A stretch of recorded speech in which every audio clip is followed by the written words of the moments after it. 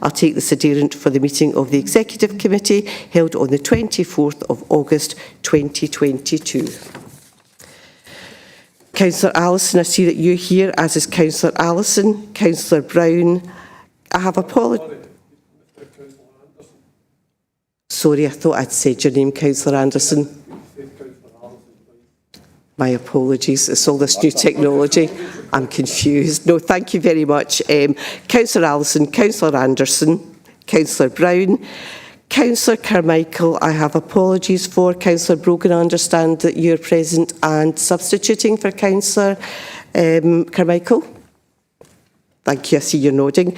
I have apologies from Councillor Chalmers. Councillor Clark, I see that you're here. Councillor Convery, I also see that you're here. Councillor Cooper.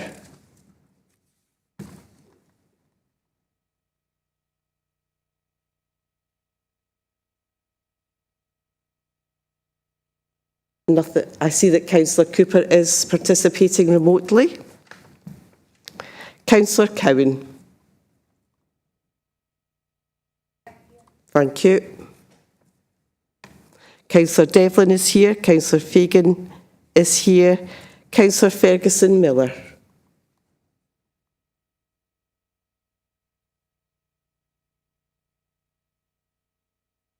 I see that Councillor Ferguson Miller is participating remotely.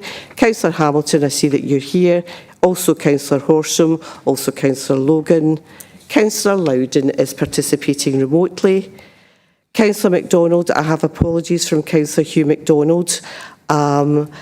Councillor Ian McCallan, I see that you're participating remotely. Councillor McClymont, I see that you're here in the room, as is Councillor McCreary, Councillor Leslie MacDonald and Councillor McGeever. Okay. My apologies, Councillor MacDonald. I had apologies intimated on your behalf. I see that you're participating remotely, so apologies for that. Councillor Leslie MacDonald is here. Councillor Mark McGeever is here. Councillor David McLachlan is here, as is Councillor Richard Nelson. Councillor Mo Razak, I have apologies for. Councillor Cowie, I understand that you're here for Councillor Razak. Councillor Robb, I see that you're at the meeting. I have apologies from Councillor Ross, and I understand that Councillor Salamati is substituting for Councillor Ross. Councillor David Shearer.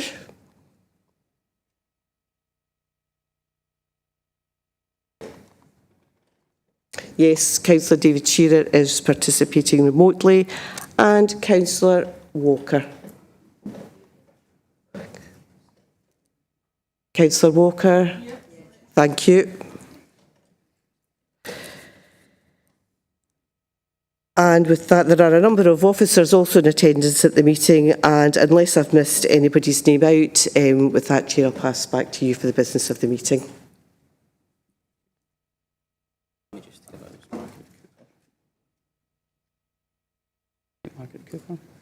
Oh, yep. We come to Councillor Cooper.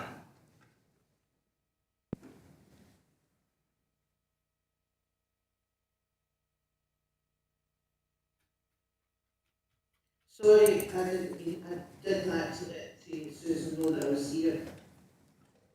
Right, thanks. Okay, we've noted your attendance. Thank you, Councillor Cooper. Thank you. Yes.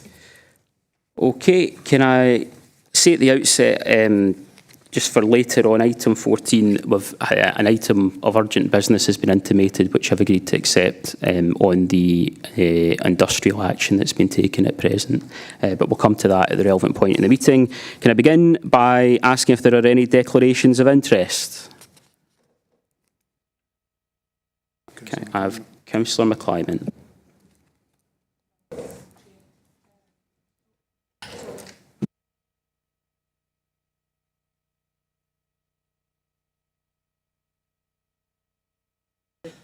Thanks, Chair.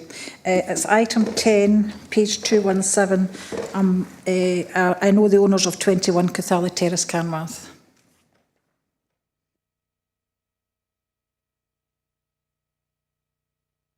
We have Councillor Allison. Yeah, very same item. I know the individual even better.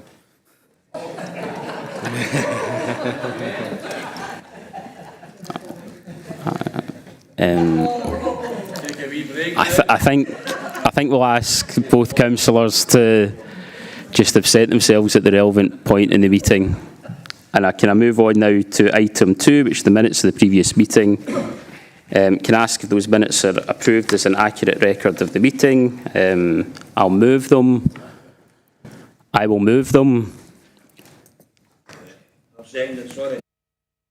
Chair, I'll second it, Chair. Thank you. Can I ask if there are any issues arising from those minutes anyone wishes to raise? I see no request to speak, so we can agree those. Come now to our monitoring items. Item 3 is a report on revenue budget monitoring. Can I ask Paul Manning to speak to the report?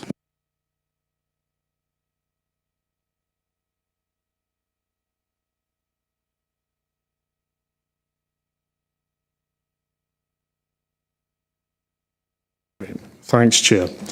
As you say, this is the revenue budget monitoring report, and it takes us through to mid-July. And the first part of the paper, there's a summary position which is given. And it notes that at mid-July, the position on the overall general services budget is a net underspend of £362,000. Now, the paper goes on to explain the relationship to the IGB figures and the fact that the core council position without the IGB underspend is in fact a small overspend of £45,000. So that's the position including and excluding the IGB figures. More importantly, the paper goes on to talk about budget pressures, right, and areas of underspend, and they're covered at 4.2 and 4.3. So what you can see at 4.2 is a list of the main pressures that are impacting upon the council. So you can see there things like utilities costs, fuel costs, transport costs. These are things that we've gone through already in preparing the 2022-23 budget. We're looking at in the context of the 2023-24 budget. These are well-known budget pressures. We go on then to talk about, at the top of the second page of the paper, how money has been put aside, right, in order to address some of these pressures. So there's a reference there to funding which was originally provided by the government across the course of the pandemic, and the fact that the figures that you've got at the rear of the paper, that's on page 18, that goes through on a resource by resource basis the various budget lines that we have. That includes £15.6 million of those monies taken from reserves, and that will be reported in the individual resource committee monitoring papers. There's also a specific reference to children and families. The overspend that is there within that there's some of the reason for that is given, and the fact that we've put a further £3.5 million into the children and families budget, and that the paper goes on to say where that's been funded from. So that's the pressures, part of what we're doing to address those pressures. And then at 4.3, the paper talks about some areas of underspend. Now, principally, what we're referring to here is employee costs. So what you'll see from the papers at the rear, this is on page 18, there is an underspend against employee costs. That reflects difficulties in recruiting staff. So that the points made at paragraph 432, we'll make every effort, right, to recruit, but that current level of underspend is unlikely to be reversed, right, against employee costs. And the rest of 4.32 goes through the efforts that are being made in order to pursue recruitment where we can. So what that means, we start to come on to 4.33 and 4.34. We do need to monitor that, report it back to every committee from now on, but we need to view it in the context of the broader financial position. And again, I'll come back when we report in September with an update on this. I've also got a specific reference in there to adults and older people. So there have been specific funding streams that have come through across the past year and have come through in 2022-23 in relation to services for adults and older people. There are likely to be further underspends in relation to those funding streams where we haven't yet commenced spend, right, or it's not fully committed. And again, recruitment is an issue in that.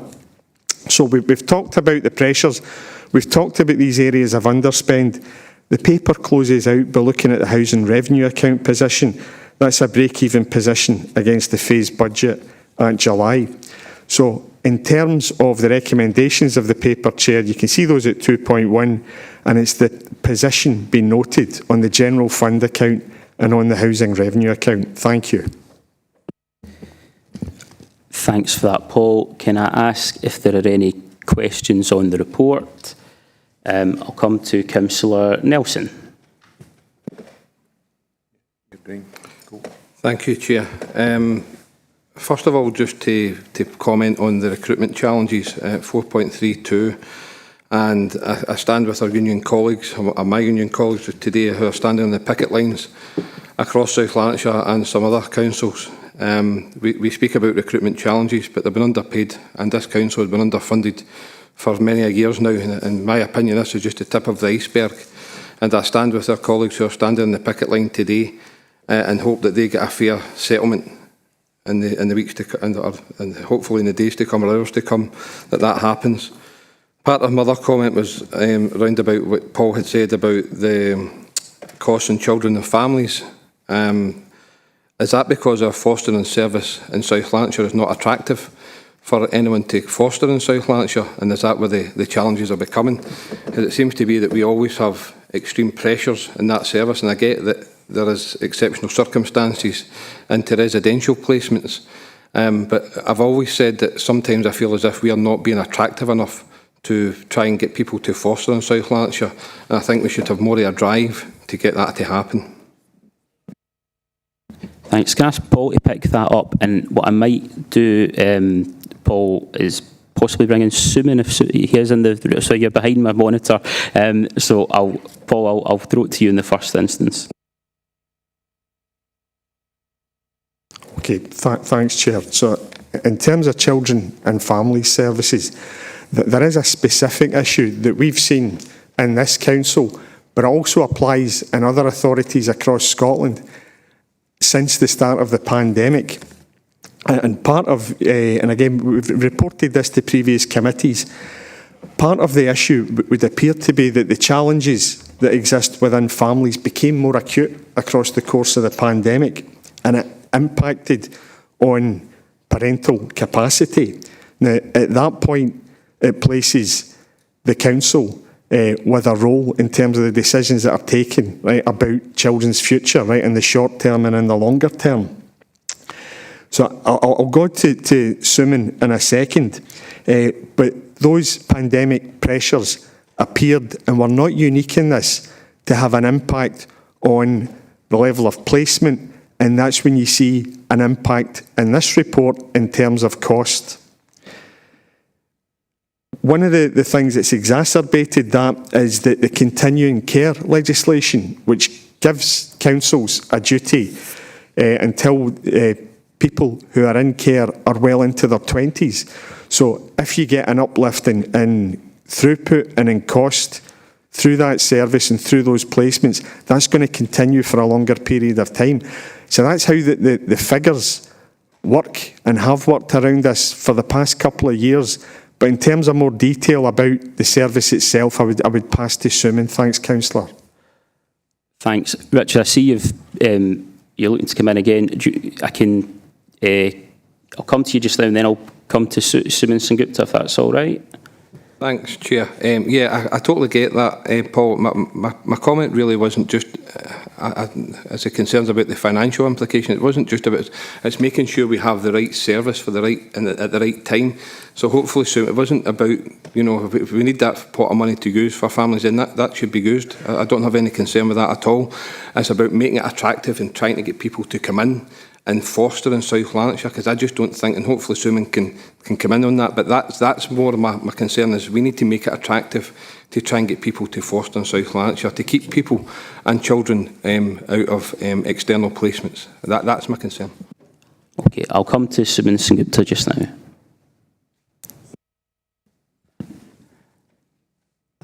Thank you. Good morning, everybody.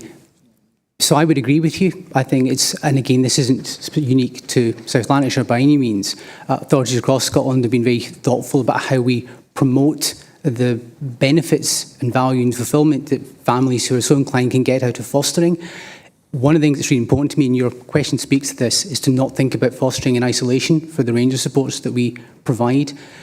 So absolutely, as Paul touched upon there's the support that we inevitably have to provide to a number of children and young people through our children's houses.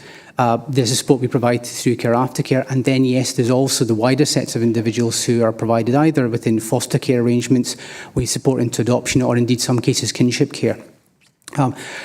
This has certainly been an area where there have been campaigns in the past around it, and I know you and I have had previous correspondence around this, and as we've kind of moved into this next phase of the pandemic, that's certainly something I'm looking at with the team, to just take stock of actually the arrangements we've got in place with our fosters, and in the way that you've talked about there, how we can promote the really good examples of how families have flourished when they've taken kids in this way and made them part of their families. We've had some good media work done in the past in respect of that, and full credit to Tom Little and his colleagues in terms of the support for that, but that's certainly something I'm looking to pick up again. What I would suggest for yourself and indeed any other councillor who's got particular interest here, be very happy to have a separate meeting where we could go through this in more detail, and certainly I could hear some of your thoughts and perspectives at the same time. Is that helpful? Yeah, that's good. Thank you very much for that. Could I come now to Councillor Ferguson-Miller?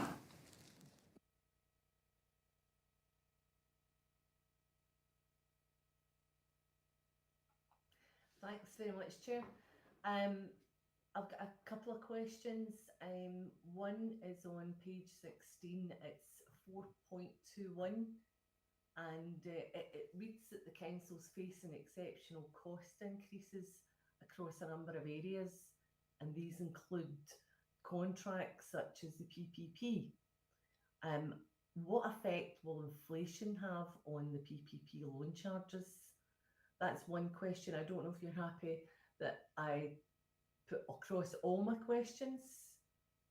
It might be easier. We'll find out as we go, but why don't you run through them, Gladys, and we'll see how we get through it. Right, thanks, Jim. The next one is at 4.31, and it's the areas of underspend.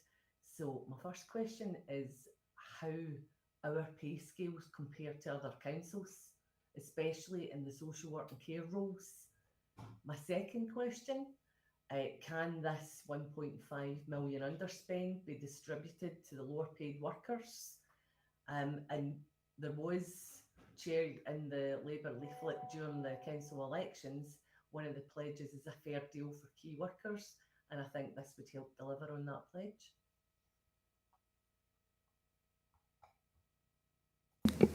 I'll come to Paul Manning to pick the...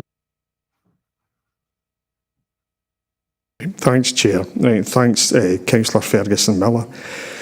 In terms of the PPP and the impact of inflation, right, so it has a direct impact on the level of charge that we pay to the PPP provider. Right, so I think I've covered in the preparation of the budget for this year and in the preparation of the budget for next year our concerns, right, around the level of inflation and how that impacts on the amount of money that I need to put aside in the budget to pay for the PPP. So inflation directly impacts on it because there's a feature in the contract whereby it's uprated by the rate of inflation. So hopefully that answers that question.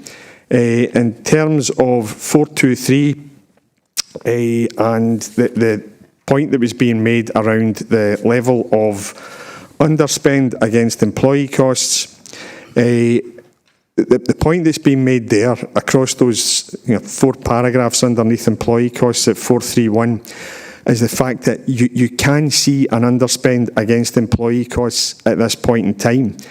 But I'm just asking members at this point to note that fact and be aware of the other pressures across the council's budgets that underspend is supporting. Right? I'm also making the point that £1.5 million won't go away. Right? That will remain as a feature, and there's a chance that it may increase. So taking that into account, taking account of those pressures, what I'm committing to do is coming back and reporting on that. And I would imagine by next month, right, or the month after, I'll have a better idea of how that position is going to be towards the end of the year. So in answer to Councillor Miller's question, I would suggest that at this point, right, it would be premature to begin to allocate that money. Thanks, Chair. I'm going to come back to Councillor Miller.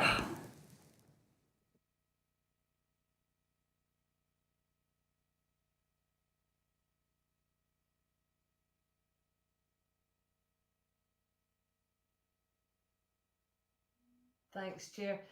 No, one of the questions was how do our pay scales in social care and social work compare to other authorities in terms of the issues that we've had with recruitment? I'm going to bring in Kay McVeigh at this point. Thank you, Chair. So in terms of our pay scales, we compare well with other local authorities in Scotland. So our bottom spinal column point is above the current Scottish local government living wage. So from that perspective, we do well. Each local authority will have a different makeup of their pay scale. So there may be variations between posts, but we have looked in particular at social care and social work of late. And again, we're comparing very favourably with the vast majority of local authorities in Scotland. The issue here is more about the availability of applicants and workforce. I'm sure there'll be other elements that would attract candidates, but in terms of pay, we're comparing well. Thank you. Thanks. Can I come to Councillor Hugh MacDonald?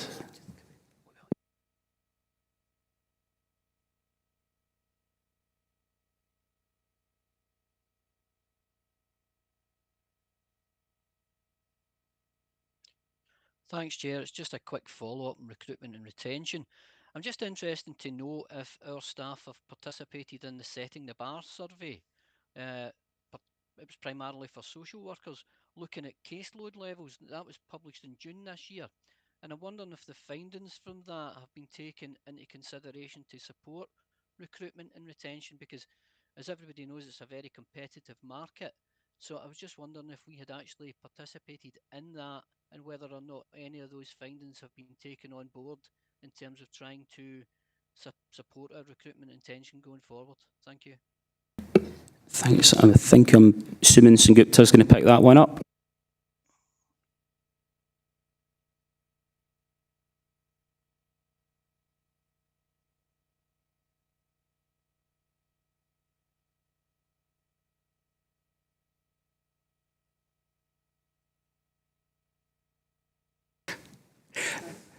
Thank you for that advice, Councillor Humphrey.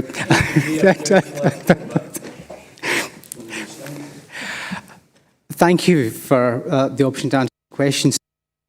It's in the bar, the report, and I'm happy to share a link with committee members if they would find it helpful. That's a national report that kind of really talks to the crisis in social work across the country and the real pressures that our staff, many of our staff within South Lanarkshire and across the Beast are having to contend with in terms of the complexity of the caseloads and the volume of caseloads that have increased, and that's been an upward trajectory for some time. Myself, the Chief Social Work Officer and others have been looking at the report, and certainly we've taken into consideration about the engagement we've been having with staff at a number of levels in terms of how we can better support them to deal with the quite high levels of pressure that they've been under. Members of this committee and other fora will have heard me talk about the real pressures that our services have been under for some time now. Paul's already spoken to the additional pressure that's been placed on staff through the pandemic because of the exigencies of the pandemic, both in terms of dealing with COVID and also the response. There's a number of elements that do relate to this. Some of it is to do with pay and conditions, and that's kind of tied into discussions about National Care Service. Kay's already talked about where we can sit nationally in terms of that. But a lot of it's also about how valued social work is as a profession. That's something that I personally feel very strongly about. I think there's not enough understanding about actually the work of what professional social workers do, and indeed what the social care workforce as a whole do.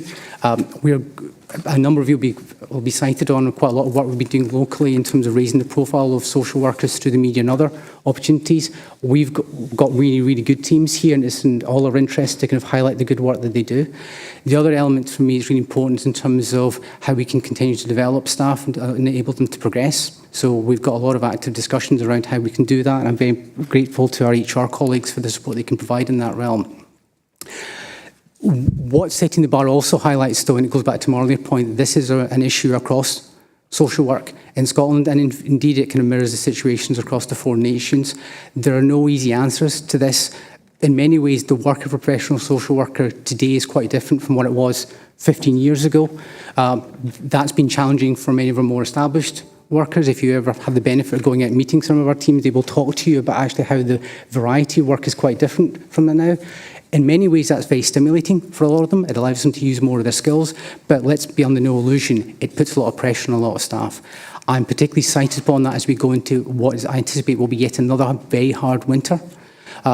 What I will end by saying, though, is it's important to think about the social work, professional workforce as part of our wider whole. So something that I'm very committed to here, indeed, as my team, is around the fact that we are part of a team. It's a multidisciplinary team, so it's about the contribution of other parts of that workforce, whether it be our occupational therapy colleagues, social care staff, admin staff and others. So again, it's about making sure that the work is done by the people who are best qualified to do it, and it's shared out in an appropriate and fair fashion. Again, Councillor MacDonald, I'm very happy to have separate conversations with any members who'd like to dig into this in more detail, because it's certainly an area which I feel very strongly about. Thank you. Right. Thank you for that. I have one more hand, which is Lindsay Hamilton, then I'll bring this item to a close. Thanks, Chair.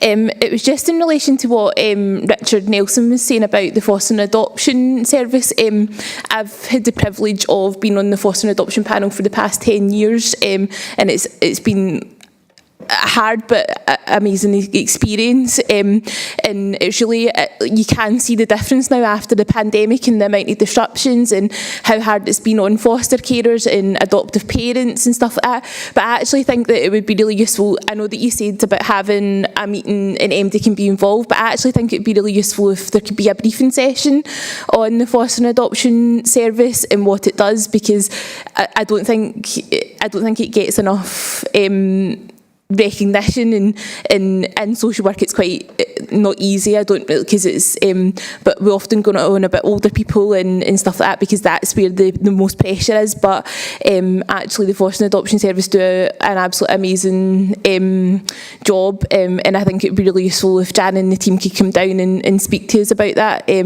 about what the pressures are and about what the job is they do. Right, see, before I bring anyone in, and this will be a discipline that I hope to stick to over the next few years. When I say that that's the last hand I'm going to take, that's at that point. I won't take any hands afterwards. So I see a hand has gone down. I think the points that have been made there by Lindsay are constructive. Lindsay Hamilton are constructive about adoption and fostering. Just remind everyone, this is a budget monitoring report. This council has taken a decision to retain its Social Work Resources Committee, and I think a number of the points that have been raised, very valid points, and they arise from the financial report, are best discussed in greater depth there. Could also just, before we leave the item, can I say a number of those issues that have been raised are issues that the administration certainly have been dealing with over the past few months. I met with our social work, the unions representing social workers, just last week, and had quite a productive discussion to try and understand what some of those pressures were. I think at an operational level, we have a number of reviews ongoing in relation to different roles within the social work resource, and the head of personnel is nodding. And I also draw your attention to an announcement made just the other week about some of the new initiatives we're looking to bring forward in relation to supporting the workforce, and you could expect a paper at that in all likelihood at either the next meeting or the next full council. Okay, I'm now going to move on to can we agree the report itself? We agree the report itself. Can I now move on to item 4? And I come to Paul Manning.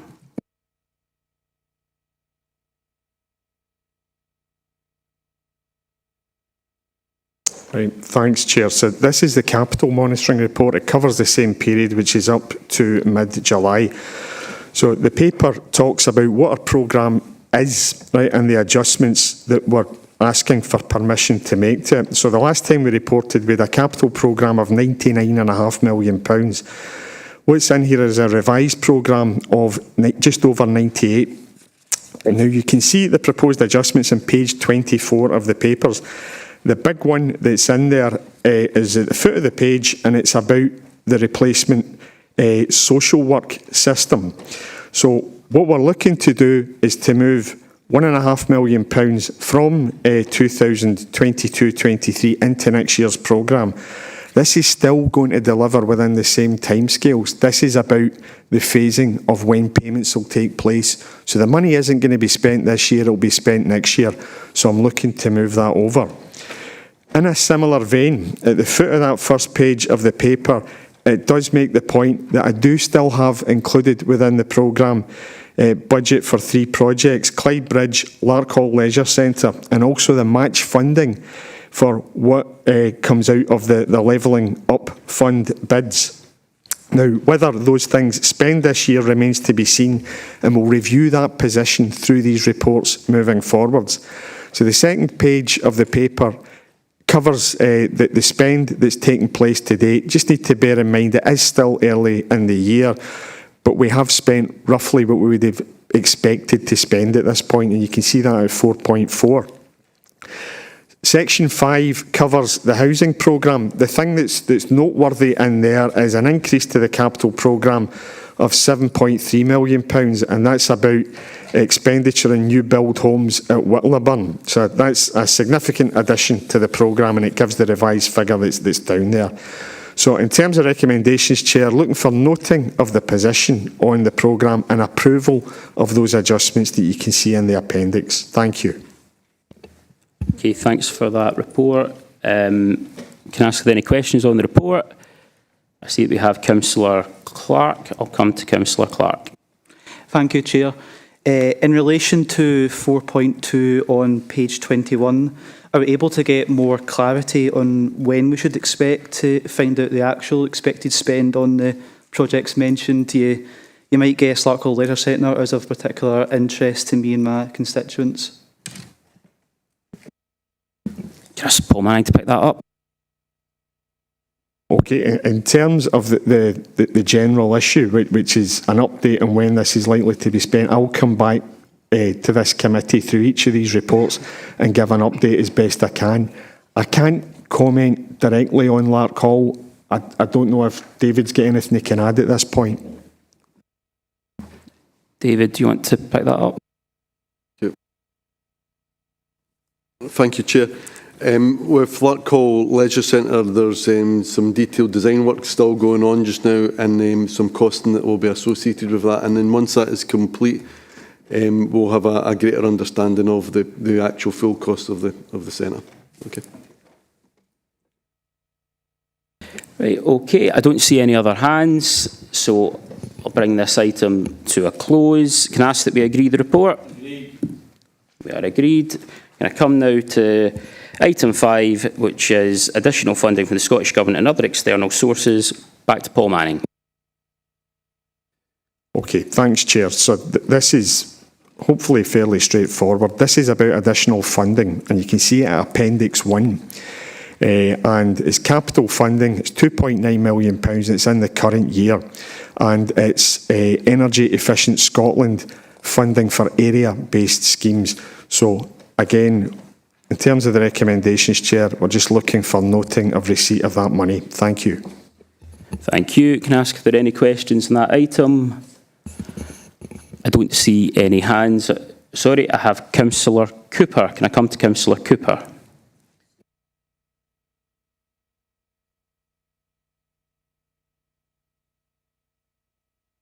Can you hear me?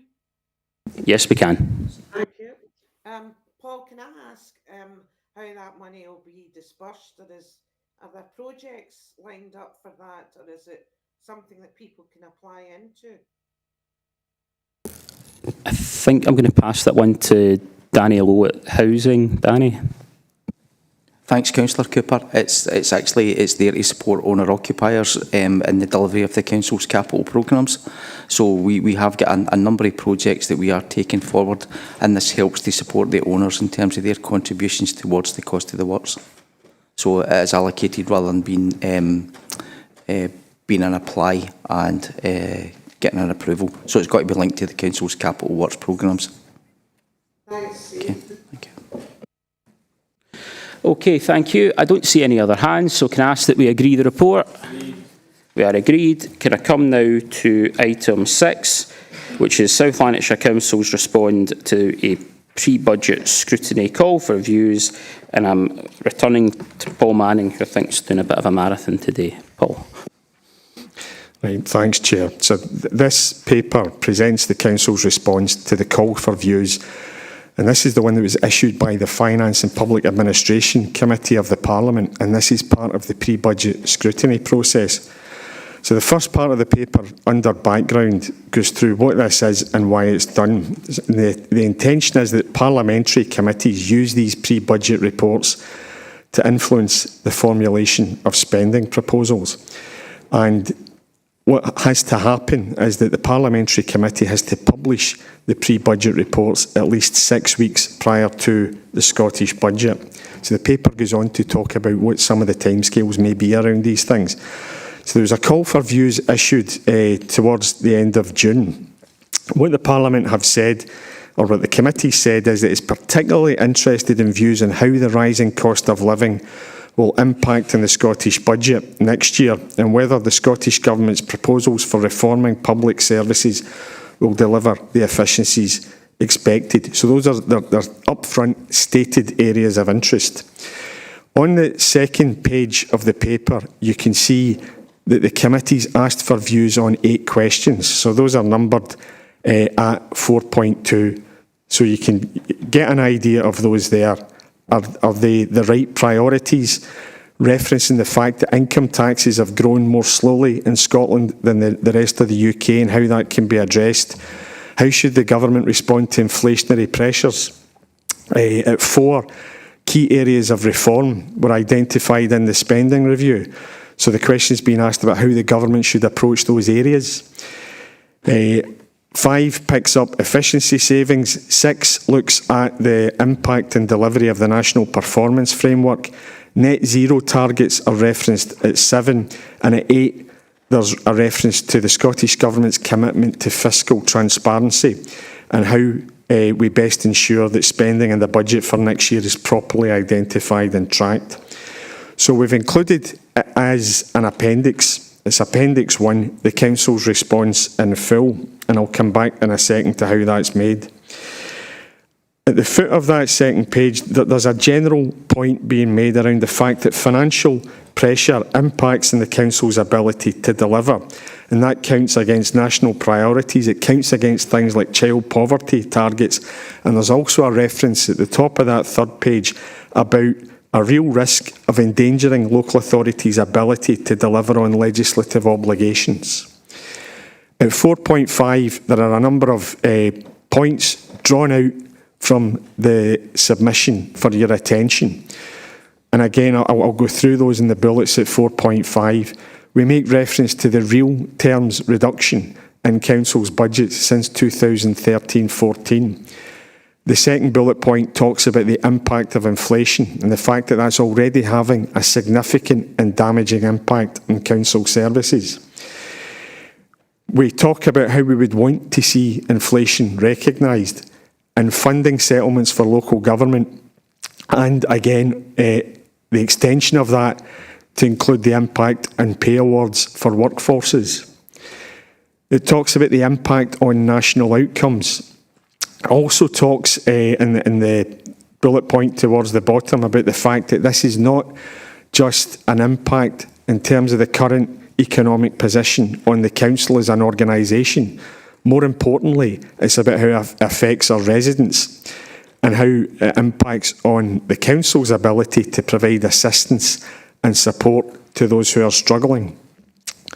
And again, just at the end of that section of bullet points at 4.5, we talk about potential flexibilities that could be offered by the government within the context of grant settlements. So 4.6 through to the end of the paper just puts this submission and the request for a submission into context in terms of the other calls for views which are coming from other parliamentary committees and also the timing of the exercise. So I mentioned earlier on I would come back to this.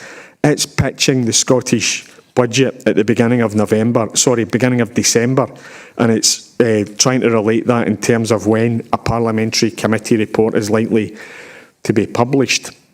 So the paper closes by looking at next steps. So the deadline for the call for views was the 19th of August, which was obviously last Friday. We have made a submission on the basis of the document at the rear, but we've left the door open with the Scottish Government that if there are further comments through the meeting today or amendments to the submission, they can be made.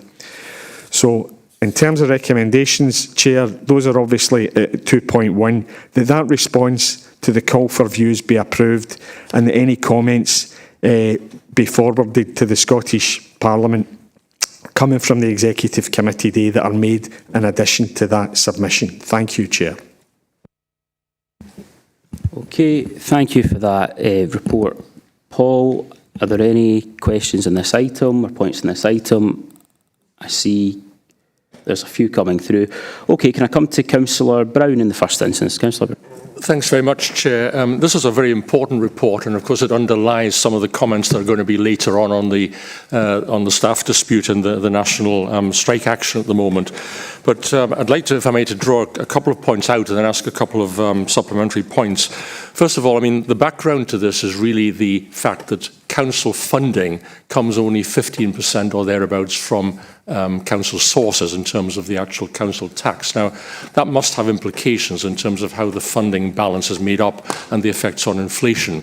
On anybody's account, realistically, the ball has to lie with the Scottish Government's court in terms of the business of dealing with inflation, dealing with staff pay demands, and all of that sort of thing.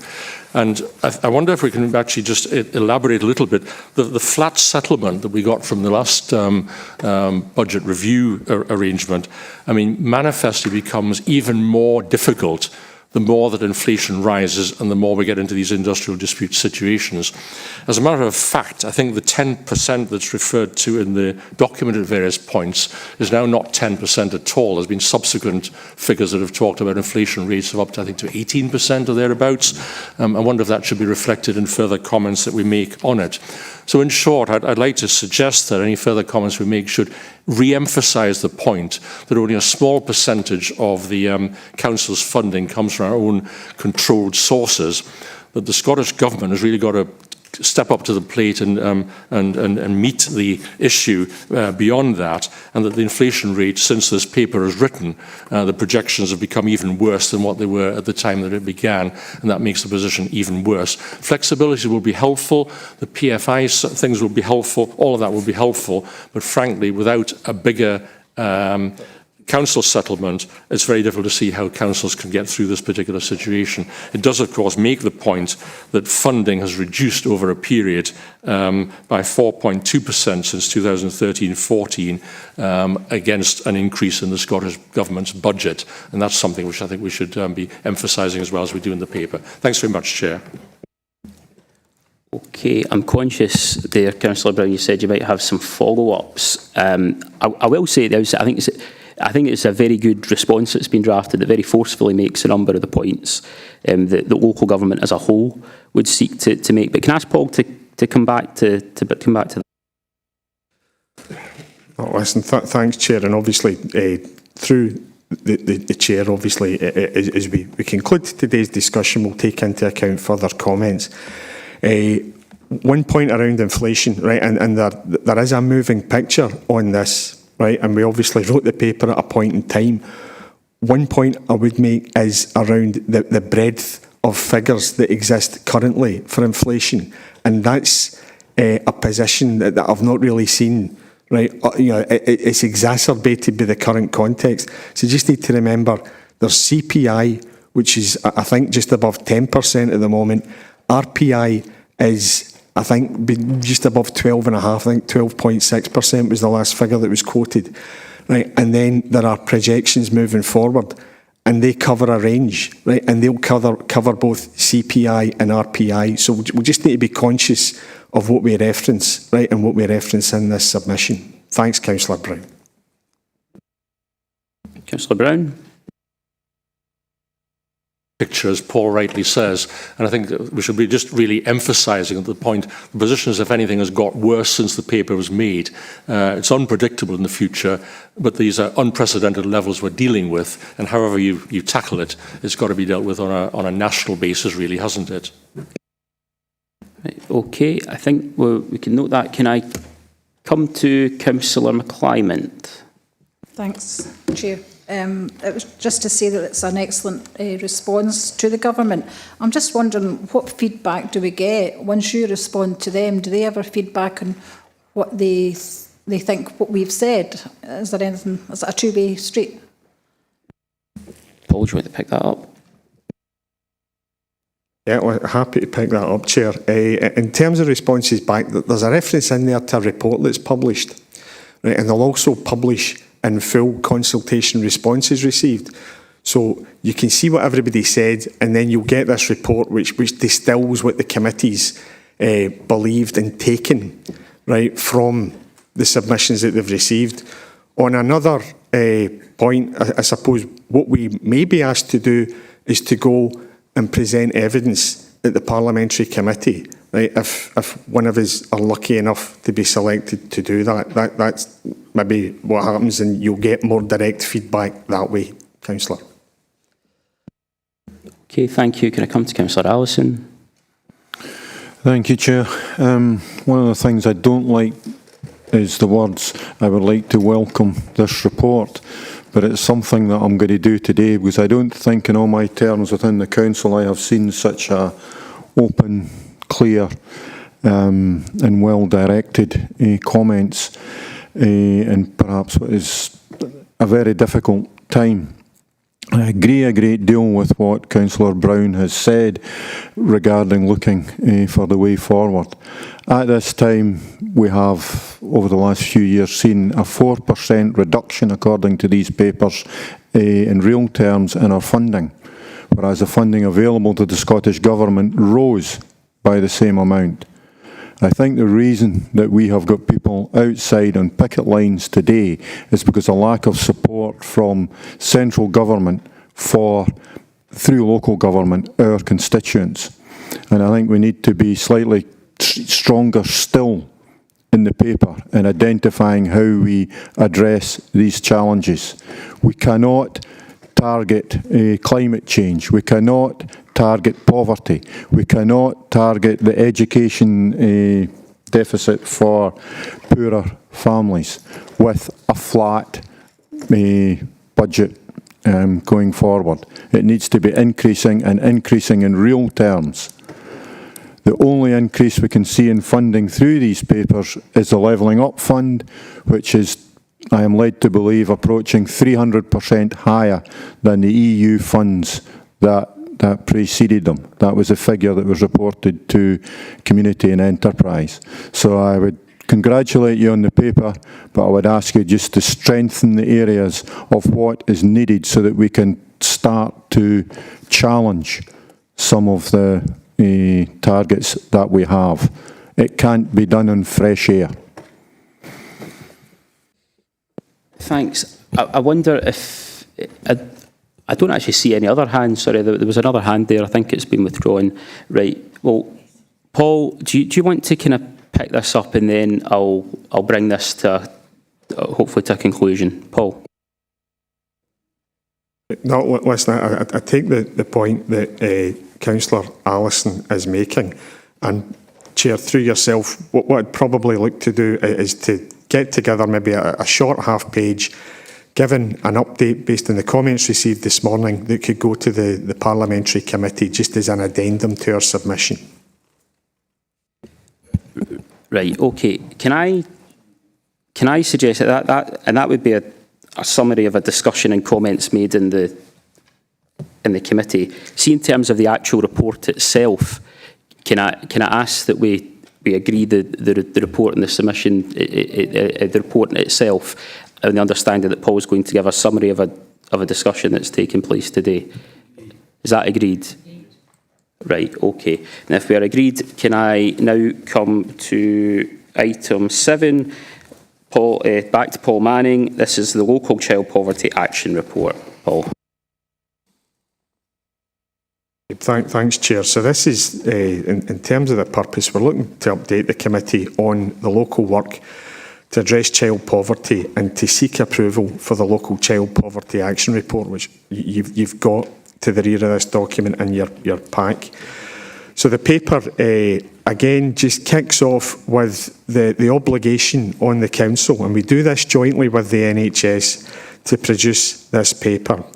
And the background covers as well what the purpose of the document is. It's there to describe measures taken in the area of the local authority during the reporting year and plan measures for the year ahead to address and to mitigate child poverty.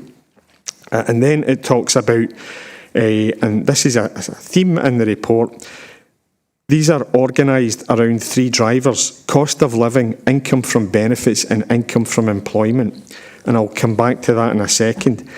At the end of 3.3, you can see 3 bullet points, and they identify key actions, right, for this year.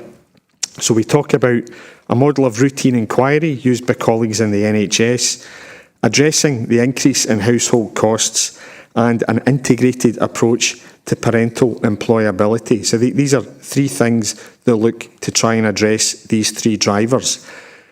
Paper notes the contribution that this makes to national targets, but it also makes the point that this isn't just down to the Council.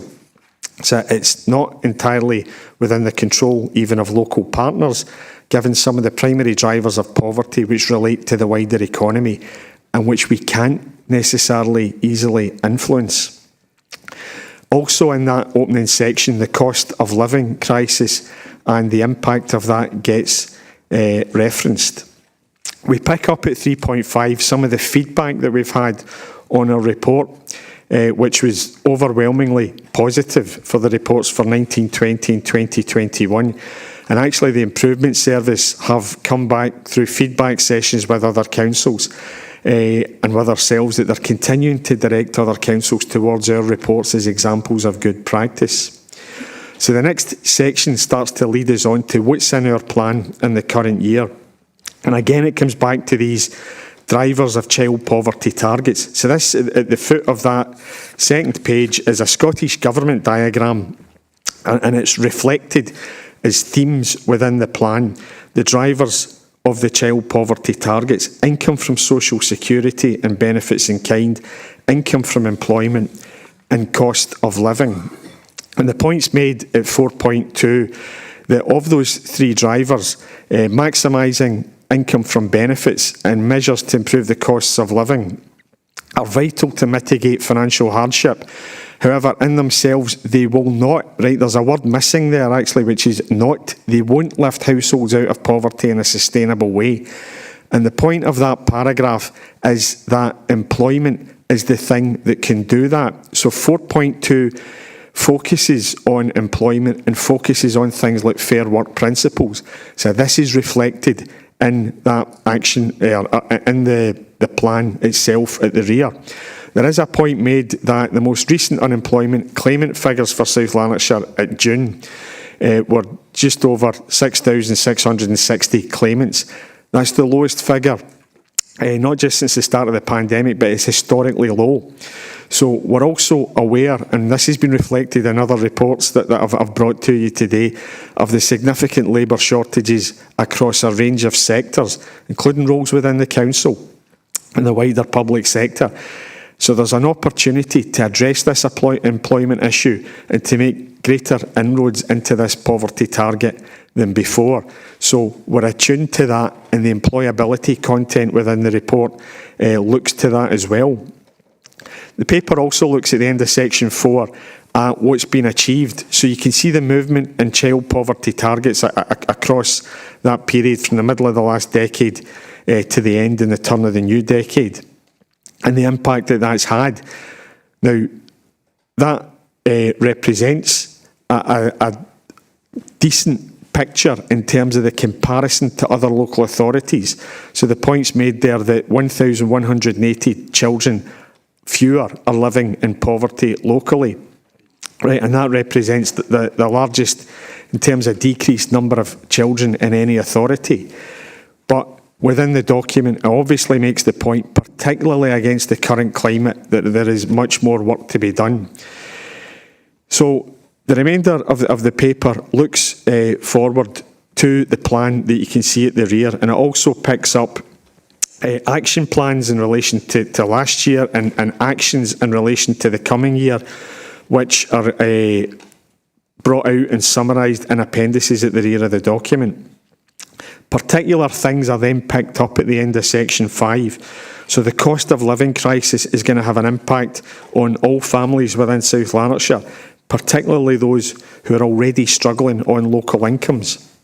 We also pick out the fact, this is at the top of the page beginning 5.4 and page 50, with the publication of the Scottish Government's new Child Poverty National Delivery Plan, and that's referred to as Best Start Bright Futures. We've expressed an interest in achieving national pathfinder status there, and a decision in that we should get towards the end of this month. We talk as well at 5.5 about the potential, because there is a lot of work involved in producing this. Would it be a better use of time, and your own time included, to move to a 3-year plan instead of doing it on an annual basis? And we begin, it's suggested, a proposal to look at a means of developing it in a 3-year structure without losing impact. And also the paper concludes with proposals to improve engagement. So before I just cover the recommendations, Tom Little and Rhonda Leith, Rhonda's online today, who was deeply involved along with colleagues, particularly from education, in putting this together. She's online if you've got detailed questions about the content of the report at the rear. But for the Executive Committee, we're looking for you to note the progress and the improvement work being carried out, to approve the draft report, and to support the ongoing work on areas of improvement and that potential to create a 3-year strategy in 2023. So thank you, Chair. Thanks for that. Paul, can I ask if there are any questions? And can I come in the first instance to Katie Loudon?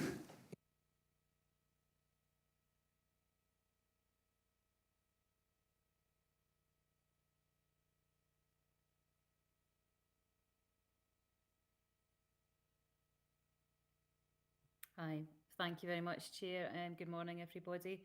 Thank you for the report, Paul, which we all know represents a great deal of work and focus over the past few years. And thanks to Rhonda and all of the other officers who have been involved. And it's good to hear about the positive feedback that this work has had to date. My question is specifically around points made on page 56 of the report. On page 56, we have some stats that say 90% of schools have said that participatory democracy has increased citizen participation in the school. SLC has been identified as a pioneer in this area, cited as an example of good practice at national level as well. In fact, just yesterday, council social media accounts were sharing a video with young people's voices about the success of the pupil equity funding PB exercise. So these are actually two related questions, I suppose, probably for the administration rather than officers as well. This plan commits to all of our schools, again, spending at least 5% of their budgets through PB. On page 11 of Labour's South Lanarkshire manifesto, they stated that they were going to remove PEF from the PB process. Are the administration still intending to follow through on this commitment? And relatedly, when will the administration share their plans for the future of PB in schools as they see it, as I have already been asked that question by parent councils? Thank you, Chair.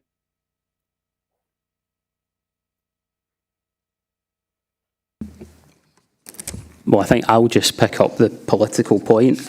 Reflecting our minority status and the fact that we have to work with other parties, we will not be proceeding with plans to remove PB from the PEF framework.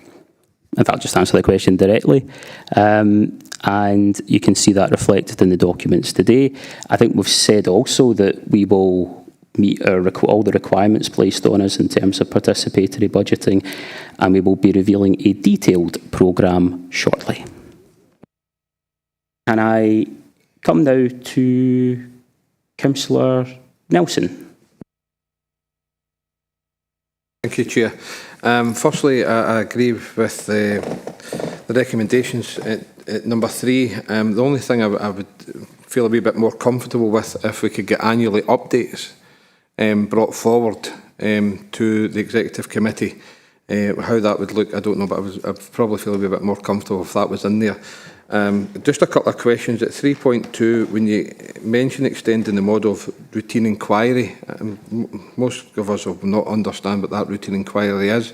But my understanding of routine inquiry is a tool to be used for domestic abuse. I'm unsure if it's the same tool, but I was just looking for a wee bit of clarification on that. The other part was about the increase in income, and that was being by colleagues in NHS Lanarkshire, but I was wondering how that links in with the IGB, because some of the difficulty we've always had before is the two systems didn't speak together. So our system and NHS Lanarkshire system it wasn't compatible together. So I'm just hoping that there isn't a fallout somewhere round about and people, our families and children suffer in that instance. Thanks. Can I come to Paul Manning in that one? Thanks, Chair. Listen, I'll begin by giving an answer around the 3-year plan, right? And then I'll probably hand over to Rhonda in terms of routine inquiry. And then we'll maybe pick up with Suman, if that's okay, right, around some of the links with the IJB. In terms of the 3-year plan, right, we would come back and give you a proposal around how that would work, right? But I'm not suggesting for a minute that we would wait 3 years before giving you an update in this. That would have to be tied in with an annual report, right? So there would be an update. So hopefully I can put your mind at ease on that one. And if I can, through the chair, just look to bring in Rhonda on the other point. Thank you.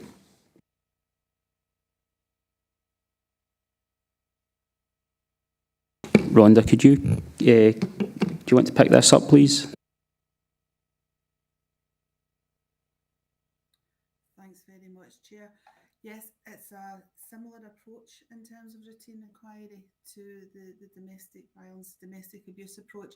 At the moment, the expectation is midwives and health visitors, when they're speaking to families, as part of their discussion, will have an inquiry about their financial situation. The purpose of that is to see whether there's any additional assistance that they could be receiving in terms of benefits or any other supports that are available to them. So the plan for expansion is to encourage other groups of staff who are in direct contact with families through social work, education and so on, to make it part of the standard conversations there as well, with the aim of reaching as many families as possible that might benefit. Thank you. Okay, thanks for that. I think Councillor Nelson wants to come back in.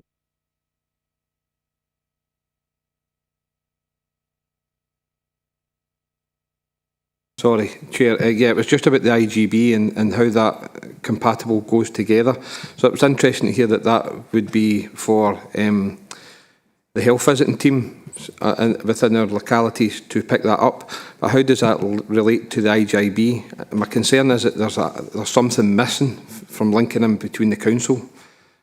So what we're basically saying is this is all sits with NHS Lanarkshire. We don't have any say in that. Not any say, but we don't. I don't understand what I'm trying to say, but I'm just concerned that there's something missing in between, that the two don't sit together between the council and NHS Lanarkshire. I think Suman Sengupta is going to come in on that point. Suman.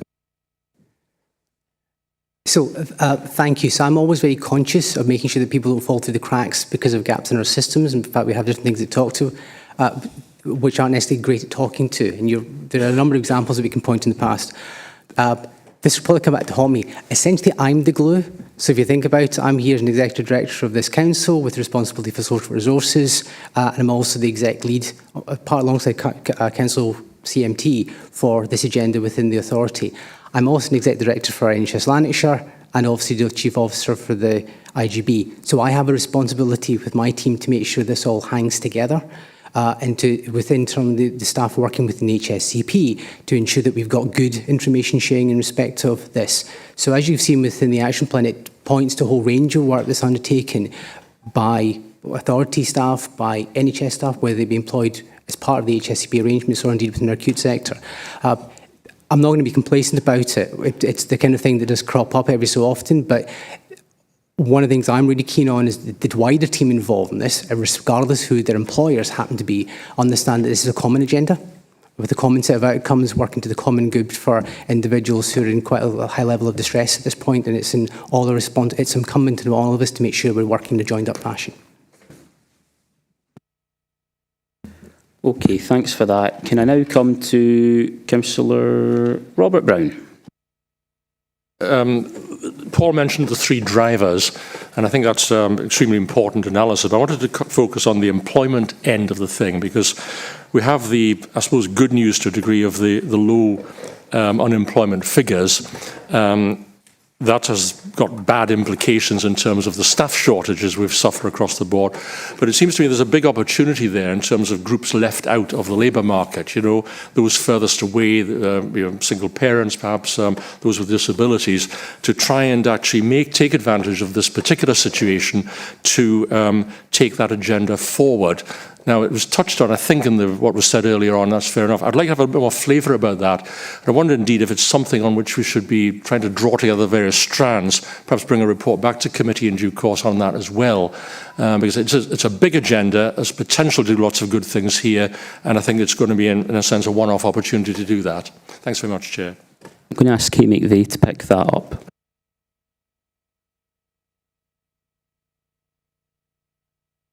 Thank you, Chair, and thank you, Councillor Brown. You're absolutely correct. It's a great area of opportunity, and we do know, in terms of those who are unemployed in the low figures, we're perhaps trying to support people who've got multiple barriers, including parents with disabilities and parents with other barriers within our employability schemes. Actually, one of the things we're trying to do at this point in time is something quite novel. So we've got a pilot scheme on the go, very much place-based, involving our partners who are out in, I think, Cambuslang on Monday, Rutherglen on Tuesday, and Hamilton today, trying to learn from that. So we've got the DWP have been in correspondence trying to get that hard-to-reach group, encouraging people to attend. We've got our own staff there, both from an employability and a recruitment perspective, helpfully supported by colleagues from across the resources, trying to match up individuals with the support they require, and indeed into our own jobs, because we've got an eye to our own difficulties in there too.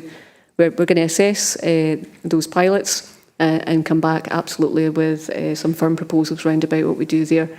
We're also going out into some of the rural areas, so I dare say there'll be a slightly different feel to the jobs fairs within those areas, but it's proving very popular this week. Thank you. Thanks for that. I think Councillor Robb wants to come back, yeah.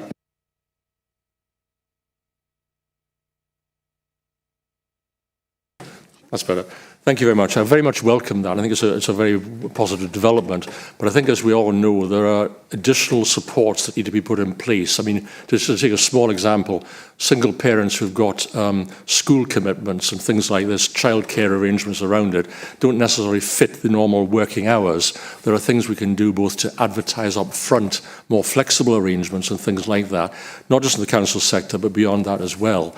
And it does seem to me that all of that needs quite a close and careful consideration, with a view to doing things quite significantly differently, perhaps, to what we've done them before. So I just wondered, if, perhaps, Chair, if we could get a report back on that one, maybe at the next executive meeting at some suitable point. I think Case suggests that would be possible. Yeah, it certainly looks like that's possible, so we will do that. Apologies, Councillor Brown, I called you by the wrong name because the next on my list here was Councillor Robb. Thank you. Yep, just to happily agree with the report and welcome it, and also the increasing commitment to involving people with lived experience in looking at the strategy and actions as well. There's a couple of areas where I thought I wanted to raise that might have potential to increase action even further given the increase in energy costs and so on. I know South Lanarkshire might have been looking at heat banks and to see if there's anything possible looking at warm places where people can go if their energy bills, and that just emphasises the importance of keeping libraries open and other community spaces as well. The other aspect of that is to challenge all departments to look even more at how they can address poverty. For example, in housing, housing has a lot of land and there's a massive allotment waiting list for people to grow their own food. Is there an opportunity there to increase and promote opportunities for food growing in housing communal spaces? And the next one would be just to recognise the importance of, in reducing child poverty, of free-to-play community play spaces and not to close them, because these are really important to reduce poverty. Children have a right to play and right to high-quality spaces. And finally, also to consider looking at what more we can do on active travel and looking at equality assessments around the gritting policy to make sure that we prioritise making it easy as possible to walk or cycle to school. Thank you.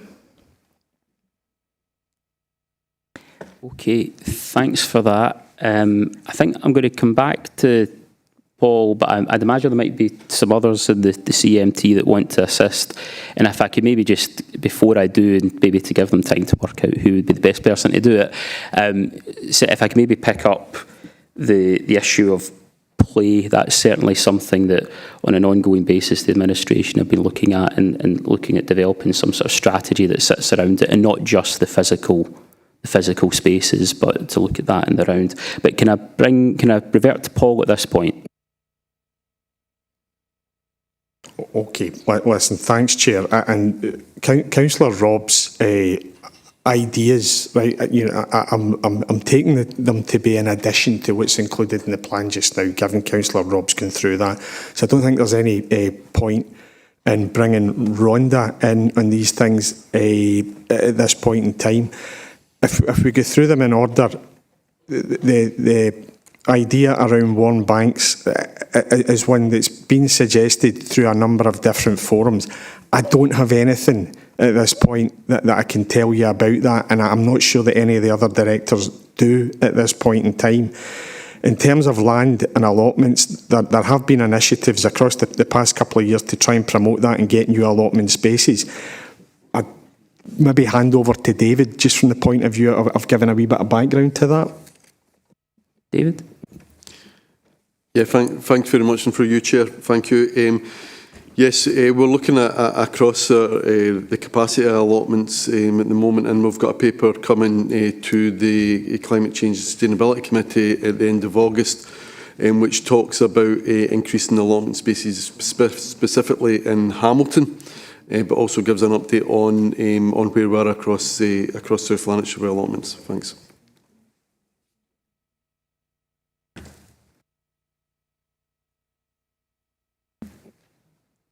Councillor Robb, you want to come? Your hand's still up. You want to come back on that? Sorry. Yeah.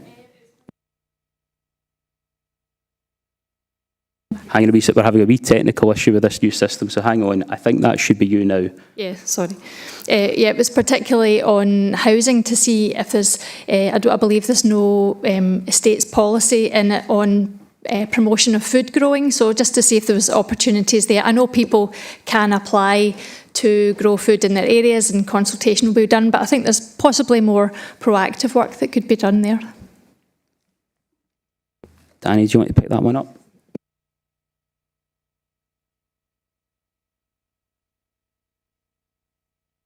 Thanks, muted within 2 words. And no, thanks, Councillor, and I appreciate where you're coming from in housing. But we closely tie in with community and enterprise resources in terms of the food growing strategy and what it means across the whole of the council. So rather than it being kind of split off in a resource by resource or a service by service, then we do it as something that we will engage corporately, so that we be as a holistic and a joined up approach taken across the council to make sure it can be properly supported. So it is something that we are actively engaged in, and we work closely with David's team in reviewing opportunities. Thank you.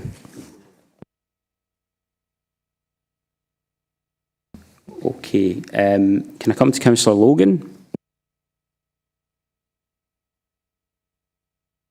Am I on time? Thank you.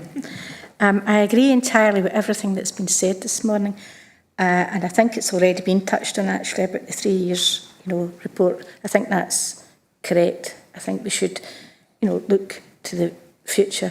I don't know if an annual report to the council's sufficient, given what is going to come along the lines just shortly.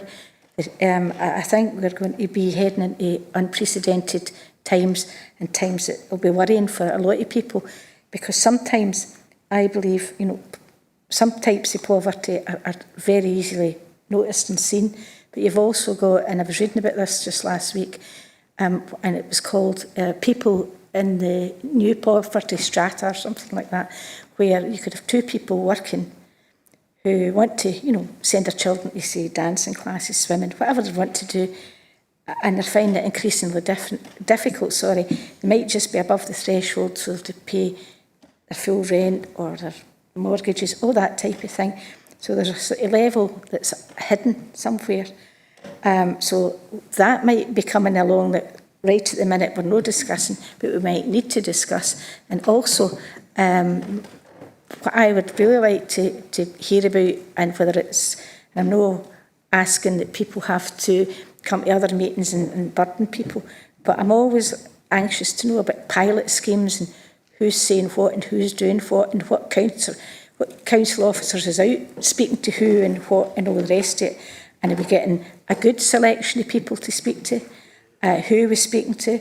It's not just to say, it's the same people in this group or that group. I'm always interested in that. So feedback on that would be much appreciated. I fully appreciate, Paul, that you will bring back a report, but that was just, my initial thought was, well, 3 years would need to get updates, but I don't even think annually would be sufficient, given what I think is going to be coming along just shortly if we get the hikes and the price increases and inflation and all the various stuff.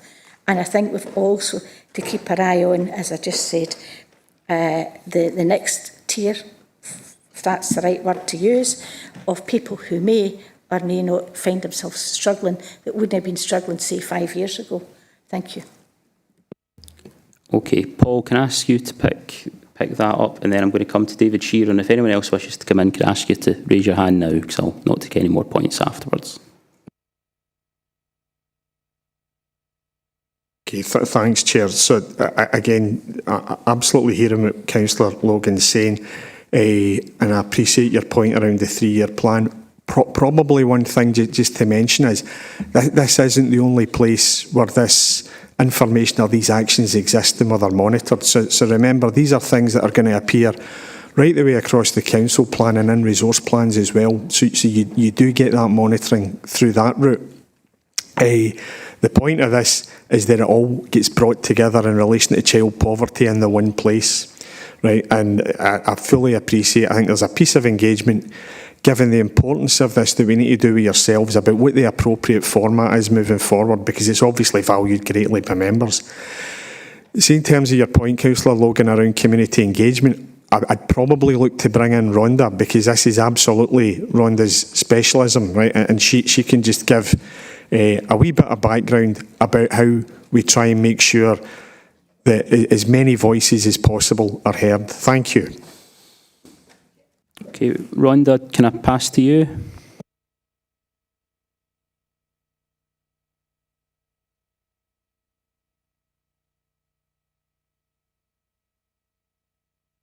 Hi there. Hi. Thanks very much, Chair. Yeah, so in terms of how we're engaging around this, we're looking to make sure that all of the services who are involved in the partnership group are helping us with the engagement activity. So rather than have just a series of surveys or questionnaires that go out there, we're asking them to speak to the families they're engaging with and to feed back to us in the results of those conversations. So that means we get a really wide range across both geographical and different types of family who are involved with services. Recognise very much as well the point Councillor Logan was making about families who may not be as directly involved with services because up until now they have been doing okay, but the increased cost of living pressures are starting to impact upon them. So there's a great deal of consideration going on across the group about how we make sure we're strengthening and broadening that engagement, and looking to get some support from specialists in the area as well, in terms of Poverty Alliance and other people who have real expertise in managing that conversation in a sensitive way with all kinds of families, but getting us the information that we need to help make sure that we're presenting the appropriate actions and decisions for approval. So I hope that kind of reassures a wee bit about the approach we're taking. Thanks very much. Okay, thanks for that, Rhonda. I've got one more question, and it's from David Shearer. David.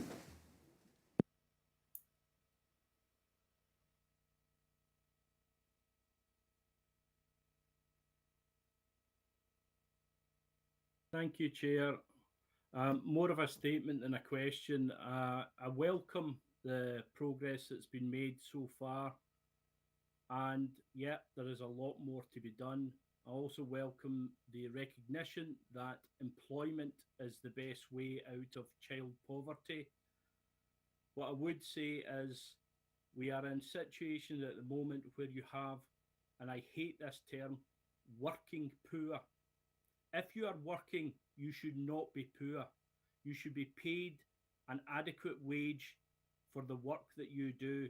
Now, that's not something that this council can handle alone, but that message has to be passed further up the tree to other elected members in other places, that people should be paid adequately for the work they do, and that would go a long way to deal with child poverty and poverty in general.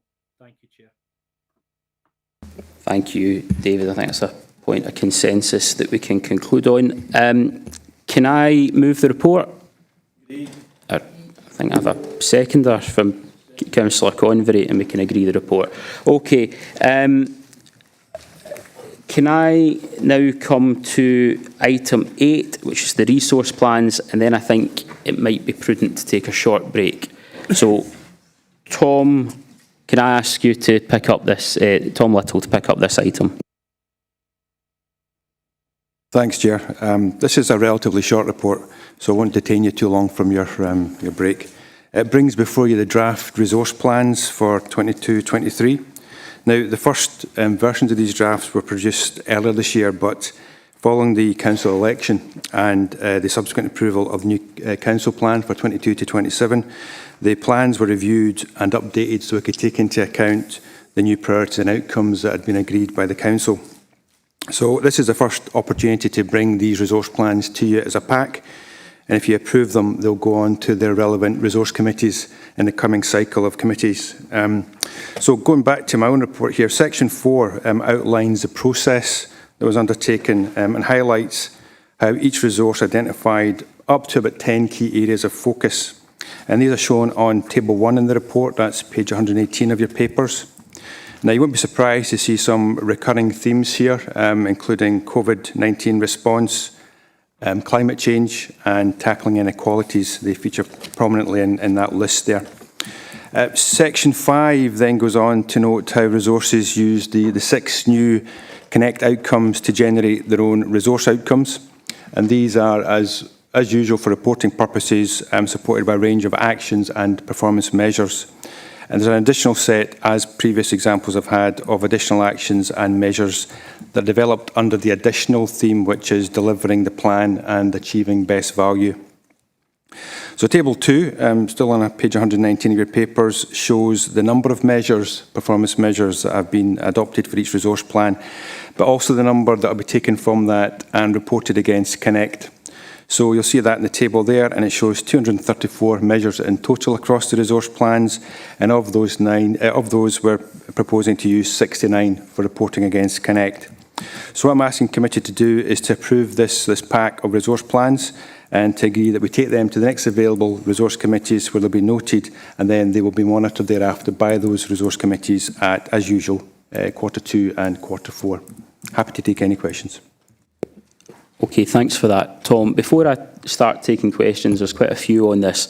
I would just make the point, if your question is about performance monitoring, remember what we are asking the committee to do today is to approve the plans, and they will go to the resource committees for detailed scrutiny, and that will become part of the forward programme of the resource committees. So if questions relate to that aspect of the plan, I would suggest you want to direct them there. Otherwise, I'll make my way through the questioners in the order they appear on my screen here. So can I come in the first instance to Councillor Nelson? Thank you, Chair. I'm a bit confused about how these resource plans come here first and then go to the resource committees. Do they then go back to the full council for ratification? Because I'm a bit confused about these being not ratified by the executive committee.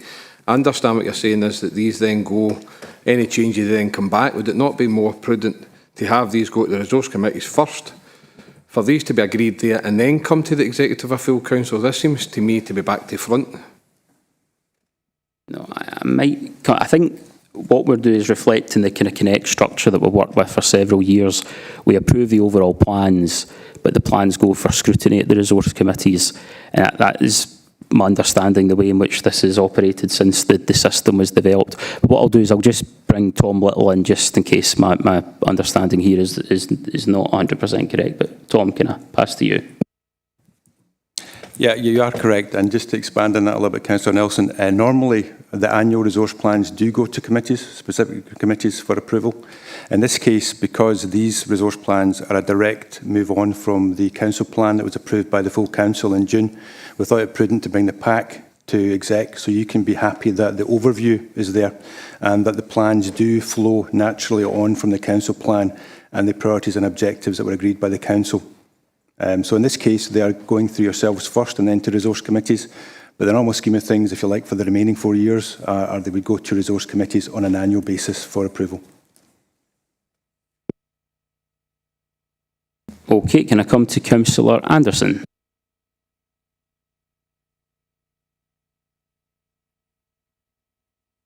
Thanks, Chair. I've got two questions. One direct to the Director of Community Enterprise. It's on page 119, 5.2. We're cutting the number of measures for community enterprise from 48 to 26. And given the diversity of this resource, you can see that outlined in page 125, is this sufficient to monitor the performance of this resource? And could we get a list of the measures that have been dropped and the rationale why we no longer need to measure these performances? And the second question is on page 127, 2.6. And through you, Chair, I'd like to ask your co-leader, the Lib Dems, if the talk about the new schools, does that include the 4th high school in East Kilbride, which was promised to the voters by the Lib Dems? The reason I'm asking through a leaflet is because I'd asked Robert Brown previously to send me a copy of the South Lanarkshire Lib Dem manifesto, which he promised he would, but I've never seen it. So I'd like those answered, please. Right, hang on a second. Can I ask David to deal with the question that relates to the plan?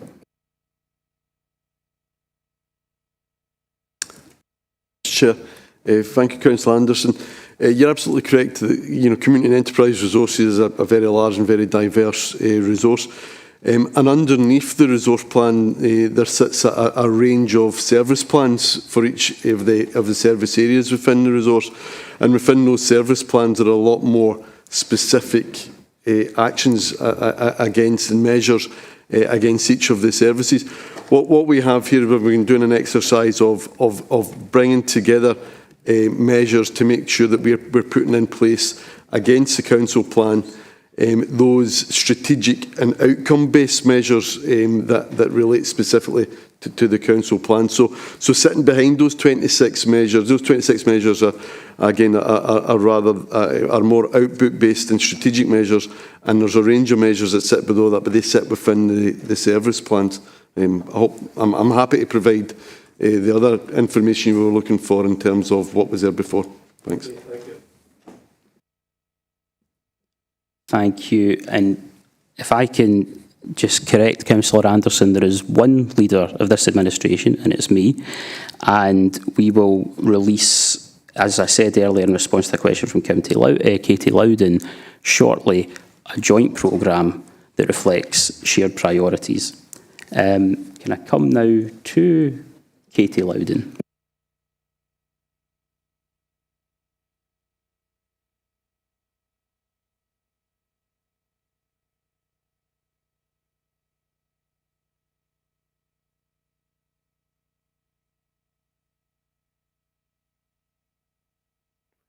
Hello, thank you, Chair. Sorry about the delay. I've been sitting here patiently waiting for my microphone to come on. I've got a few brief questions, Chair. Would you like them all together as they're on the same section? I think in the past it's proven quicker. Okay. No problem. Okay, I appreciate your point about taking questions to resource committees, but these are requests for more specific information for all councillors and for these to be included when they do, and I think it's important that they're highlighted. The first one is on page 128 and is about free school meals. As we know, the Scottish Government is committed to rolling out universal free school meals in primary. However, this has been delayed for P6 and P7 in SLC. There has been discussion before on the practicalities of what needs to be put in place. So can I ask what's the most up-to-date timescale that we have on that rollout, and can we be provided with that information as soon as possible, please? Page 148 was on ESOL tuition. Can I request that we get an update or a briefing regarding the effect of the Ukrainian refugees programme on this service, just to highlight it more than it has been here? Specifically, has there been significant pressure on the ESOL service? How has it been able to respond? And is there any other resource which is needed now? And finally, on page 152 was on building improvements for ASN pupils in attending mainstream buildings. And a question on this was if this is to meet unmet needs that have been identified recently, or is this something that's future-proofing? And could we have some more information on what we expect the spend to be and some more detailed information of exactly why that's happening at this time? Thanks very much, Chair. Thank you, Councillor Loudon. Can I ask Tony McDade to pick those points up? Thanks very much, Councillor Loudon. I suppose a couple of things just around the free school meals. First of all, it's a national position that's been discussed with Scottish Government and COSLA just around the timescales for implementation. So we're working closely just to try to get a sense of that. And you're quite right about there are some infrastructure requirements for us in order to try to reach P6 and P7. So we will try to bring what the national position is, and we're more than happy to do that as well. In terms of ESOL, we did look in a previous paper about increasing the number of an ESOL teacher in order to support our Ukrainian refugees. We do see that as an increasing capacity for us, and we do see increasing numbers, and we have about 44 children at the moment that have enrolled in our schools, and so we're trying to utilise that resource as best we can. But again, we're more than happy to provide an update as we go as well. And in terms of the building improvements, we can also be very specific. I think it's a combination of both. I think we're looking at both the immediate pressures, and then obviously we're trying to forward project with the level of demand around ASN as well. So we're more than happy to provide that. Fantastic. Thanks very much. Thank you. Thank you, Councillor Loudon. Can I move now to Councillor Allison?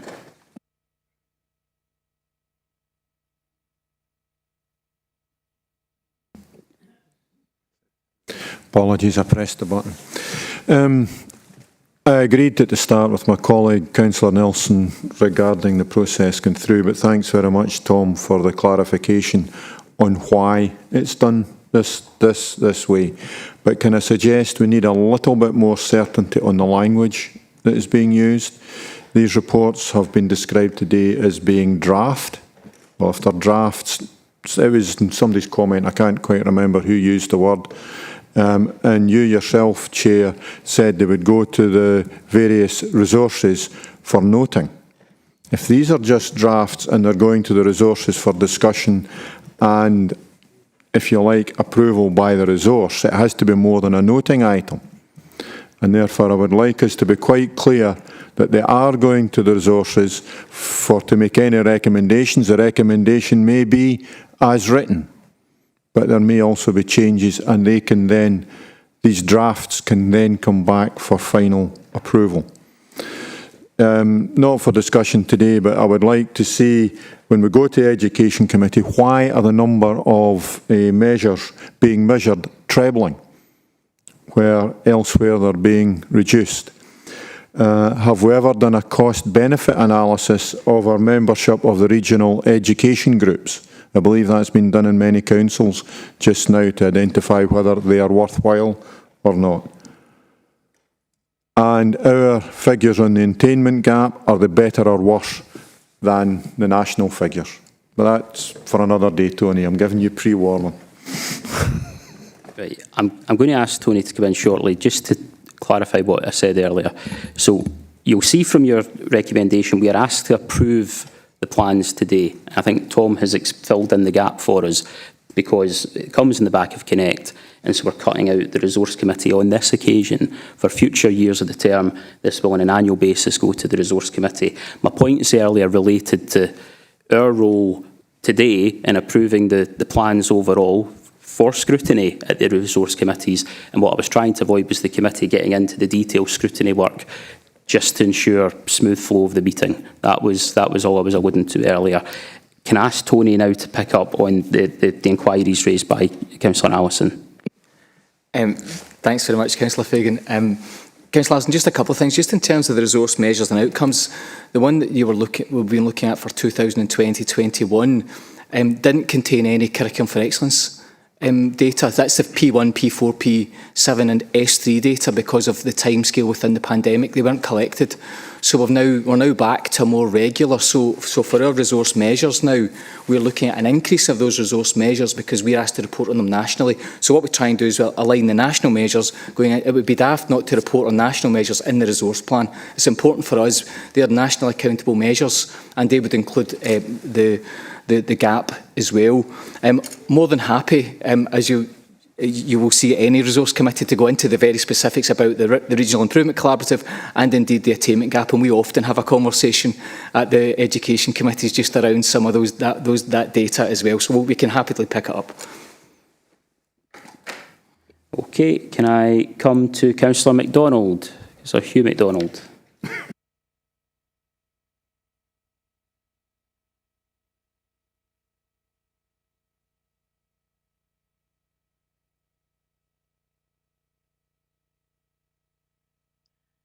Thank you, Chair. I have a number of questions, but I will hold the majority of these for the Resource Committee, given your previous comments. But there are two I would like to ask. First one relates to item 7, which is on page 203.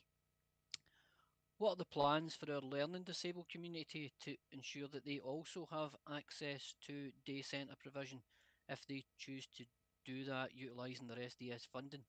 And given the recent research from the Equality and Human Rights Commission published in July this year, which focused on self-directed support and personal outcomes, what cognisance will be taken of the findings to ensure that we're fully compliant with the ethos of SDS in designing and implementing a long-term strategy for supporting our citizens with the highest level of need? And my second question relates to item 12 on page 204. Can I ask how we will support the culture of consultation and participation in planning and delivering for our communities? Who will be involved? How will we maximise participation? And in what form will the findings be provided to elected members? Thank you.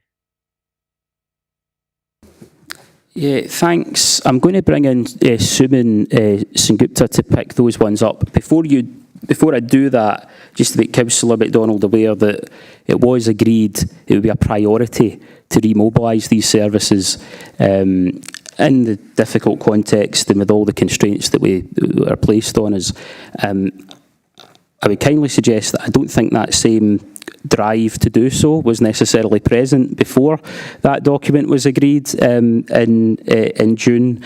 However, I'll ask, and indeed I'm working as I'd imagine Councillor MacDonald is, with a number of service users to try, and I suspect one individual in particular who we'll both be aware of, to try and remobilise these services as soon as possible. Can I bring in Suman Sengupta to answer those questions in more detail? Thank you, Councillor MacDonald. So there was two questions you posed there. I'll keep it brief because obviously the Resource Committee will be a more appropriate venue for a longer conversation.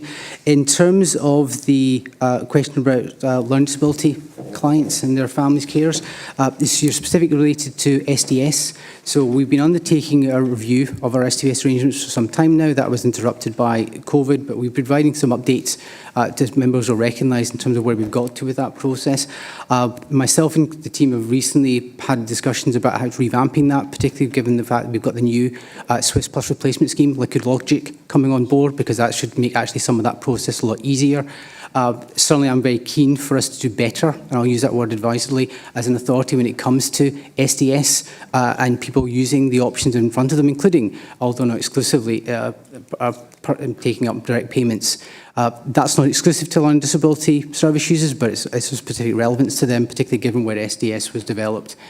In terms of your points around engagement, for us and for all the variations of opinion that have been expressed through the process, we can point to the fact that the Day Service Review has engaged extensively in terms of that, and we have taken external advice to confirm that what we've undertaken there is good practice in terms of reaching out to a range of communities. We are certainly undertaking a similar approach where we'll be looking at any other service development. In terms of the reporting for that then, any change that would be taken forward in terms of adult social care would obviously be at the agreement of the Integration Joint Board. That would be the primary place to which results would be provided, and then they would be shared as a matter of just good manners, if nothing else, with the Social Resources Committee. In respect of any changes in relation to children's social work and justice services, obviously that would be taken through to the Resource Committee directly for agreement and then onward reporting thereafter. Can I ask Scrutiny just in relation to the research that was done, whether or not that has been taken into consideration in terms of how we take this forward?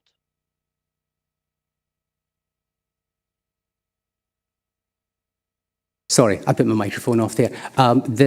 Again, there'll be other opportunities to discuss this at length, but the short answer is yes. Thank you. Okay, can I come now to Councillor Ferguson-Miller?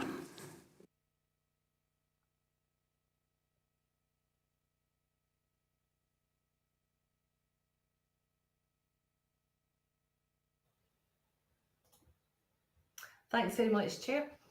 I have one comment and two questions. First of all, I'd like to compliment Tom on the layout of the resource plans. Like finance, my discipline cuts across every department in local government, and the resource plan is my source of seeking new business. Having reviewed other authorities, the South Lanarkshire one is very straightforward, and I think it's very well laid out. In terms of questions, within the resource plan, there is an action on page 168, and it's in relation to delivering targeted recruitment programmes to support local jobs market, addressing skills shortages. So while I'm aware that the resource plans will go to the Resource Committee, will the resource plan go to the very next Finance and Corporate Committee? That's my first question. My second one is more about proceedings, Chair. And a comment just before this paper, you made a comment about a breakout. And given that it's nearly 12 o'clock, I think it would be fair to give the officers who've been answering all these questions since 10 o'clock a break for maybe a sandwich and a tea or coffee. Thanks, Chair.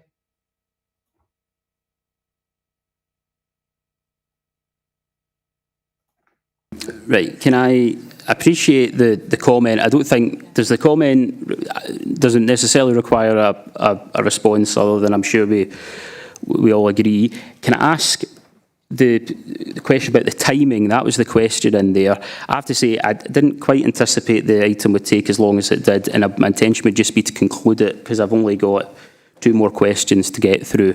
Can I ask Tom to pick up the finance point, and then we'll deal with the paper and move for a break? A very easy one. The answer is yes. It will go to the next committee. And this is the brevity that will allow us to get to that break soon. Can I bring in Councillor McCreary? Thanks, Chair. Just one question, in fact, on page 128. The Deposit Return Scheme 2020 seems to have been delayed until August 2023. So it's quite a long time to delay it again, given the fact it was introduced in 2020. So can I ask why it's been delayed, and maybe why we just can't go ahead and sort of do it? Thanks, Chair. Can I ask David Booth to pick that?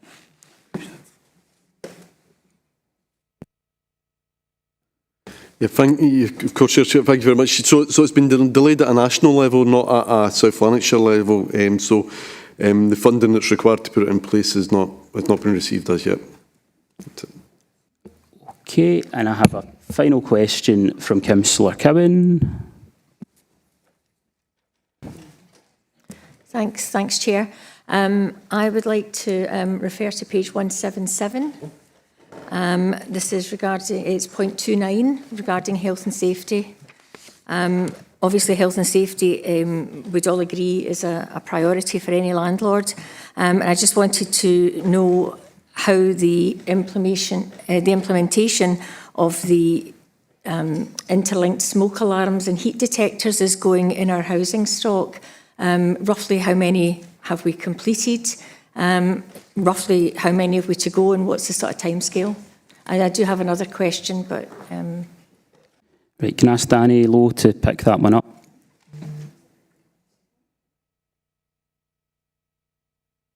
Thanks, Councillor Cowan. We had reported that, as you know, we had a deadline earlier in 2022 to complete these as much as we can. And I think I'll get you the full updated figures. I don't have them in my hand here.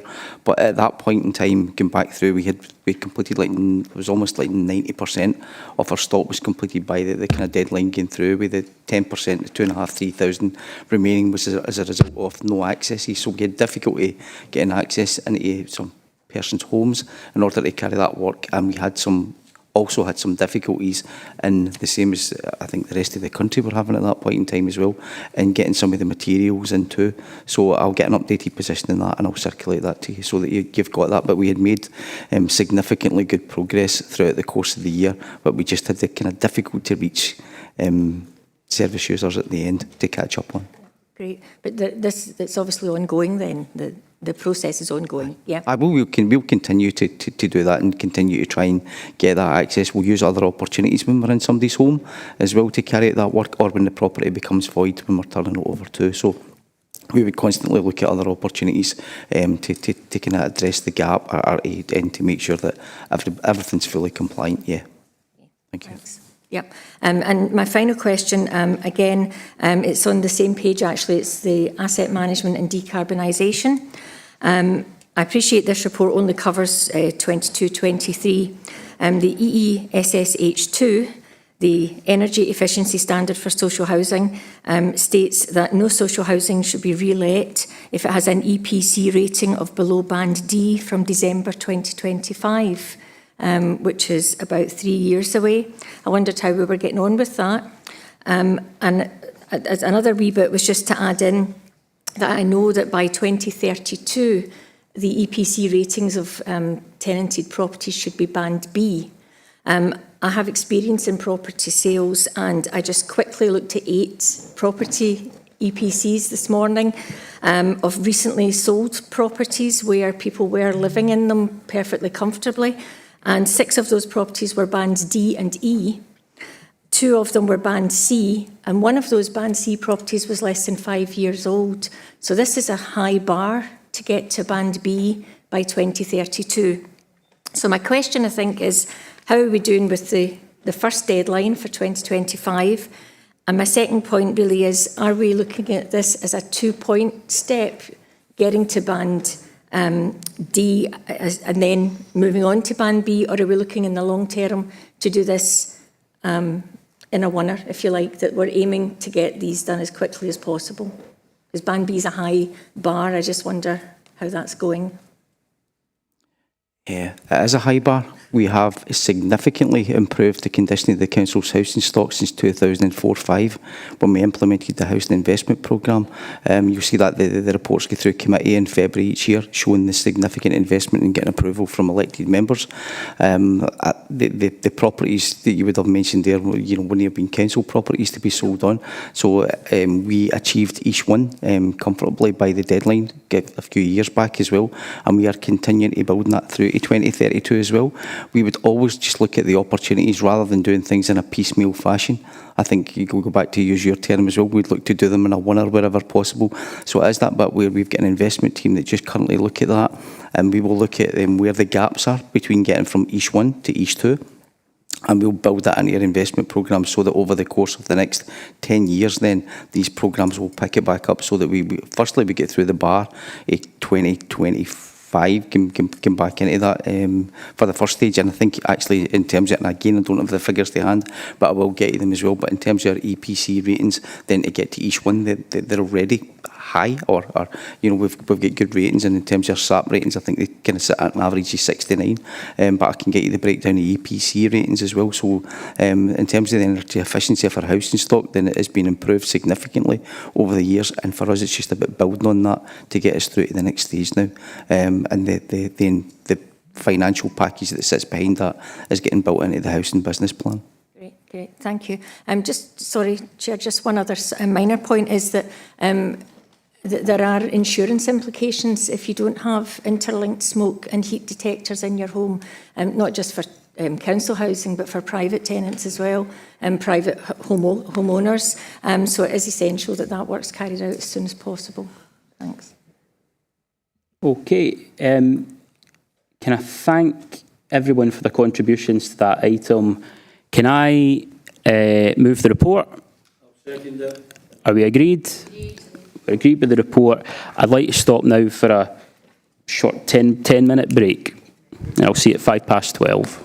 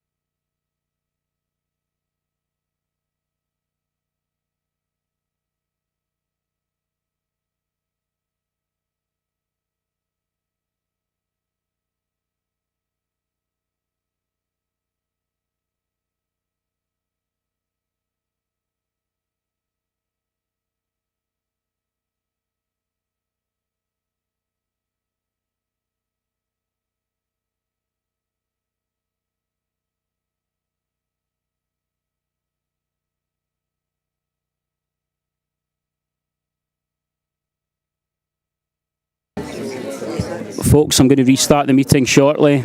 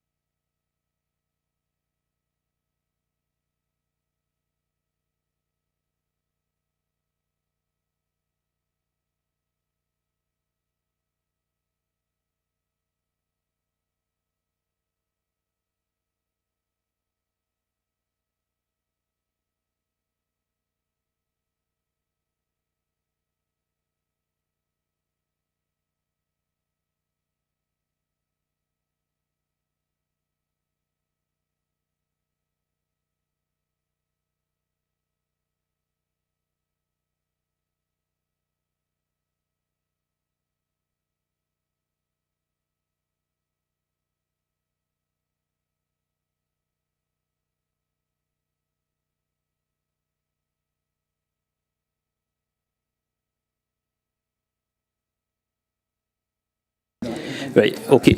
See, before the meeting resumes, there was a visit which I think a number of people were going to attend. Okay. The meeting has now resumed and is being live streamed. There is an event taking place where a number of members of the committee were going to visit the Blantyre Care Hub, and I think with a vehicle leaving here at 12:15. That obviously this committee is running on longer than expected, so alternative arrangements may have to be made if those members still wish to attend. If you could just get a message to Suman. Okay, can I come now to the next item of business, which is item 9, and can I ask David Booth to speak to this report? Thank you very much, Chair. This report is on electrical vehicle infrastructure proposed tariffs, and it's to update the committee on the status of the electric vehicle charging infrastructure network, proposed introduction of tariffs, and to set out potential future opportunities for a more commercial approach. In terms of background, Section 3 of the report gives you the background to the infrastructure that's in place at the moment, and it points out that to date, free electric charging has been offered to incentivise cars owners to move to electrical vehicles. The ban on fossil fuel car sales means that free fuel subsidy incentives may no longer be necessary. Section 3.3 of the report explains that a new electric vehicle infrastructure fund, the EVIF, has replaced the previous local authority installation programme, and an annual programme of funding is developing across the South Lanarkshire network and increasing the number of electric vehicle charging points. The table at the start on 4.1 in the report outlines the number of electric vehicle points that are run by the council at present, which is 133 in total, and indicates that that network is growing year on year. During the early phases of the implementation of electric charge points, there was an initial expectation by Transport Scotland that there would be no tariff for users of the electric charges to support the wider uptake of electric vehicles. At present, the Council, through Community Enterprise Resources, pays for the energy consumed by all users, although there is no defined budget allocation. And that means that people that are using those charging points, including members of the public, and members of the private sector and businesses are getting free access to that charging electricity. Section 4.4 of the report shows the electric charging costs associated with the charge points over the last 3 years, and you can see that that has been rising year on year in line with the increased number of electric vehicles that are on the road and increased demand on charging. For 2021-22, that was £275,000. Section 4 of the report explains the costs behind that, and it explains the wider electric charging network. And given the wider strategic commitments to decarbonise the transport network in line with climate change, targets will see that there's an ongoing expansion of the public electric vehicle network. The costs associated with operating and maintaining this charge will increase accordingly. And section 4.10 of the report shows that a projected electricity costs for the Council for 2022-23 could be in the region of £715,000. So what that shows is, as the uptake increases, as the number of electric vehicle charges increases, the figures for the cost of electricity, as the electricity cost increases, is going exponentially higher. And as I've previously noted, this is unbudgeted and therefore unsustainable. Section 5 of the report explains the tariff and the commercialisation model. And the aim of a tariff model is to move to a point where the growing electric vehicle network and infrastructure is financially sustainable. And we've discussed this with partner organisations, including Transport Scotland, regarding the implementation of a cost recovery model. The move towards charging is being encouraged by Transport Scotland, as they've confirmed that future funding is likely to be conditional on a tariff charging strategy, and this is because they see that as the only way of having a sustainable charging network in the future.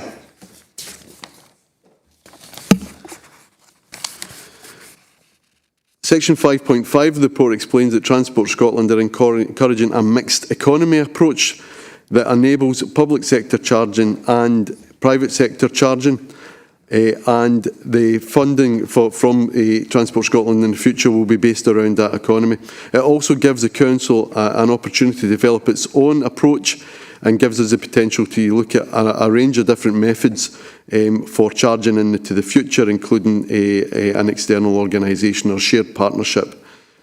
To facilitate this approach, it's recommended that a tariff is set at such a level that it does not undercut the private sector, which would discourage future investment, but allows the Council to compete with and remain competitive with the private sector, potentially allowing in further investment or partnership arrangements.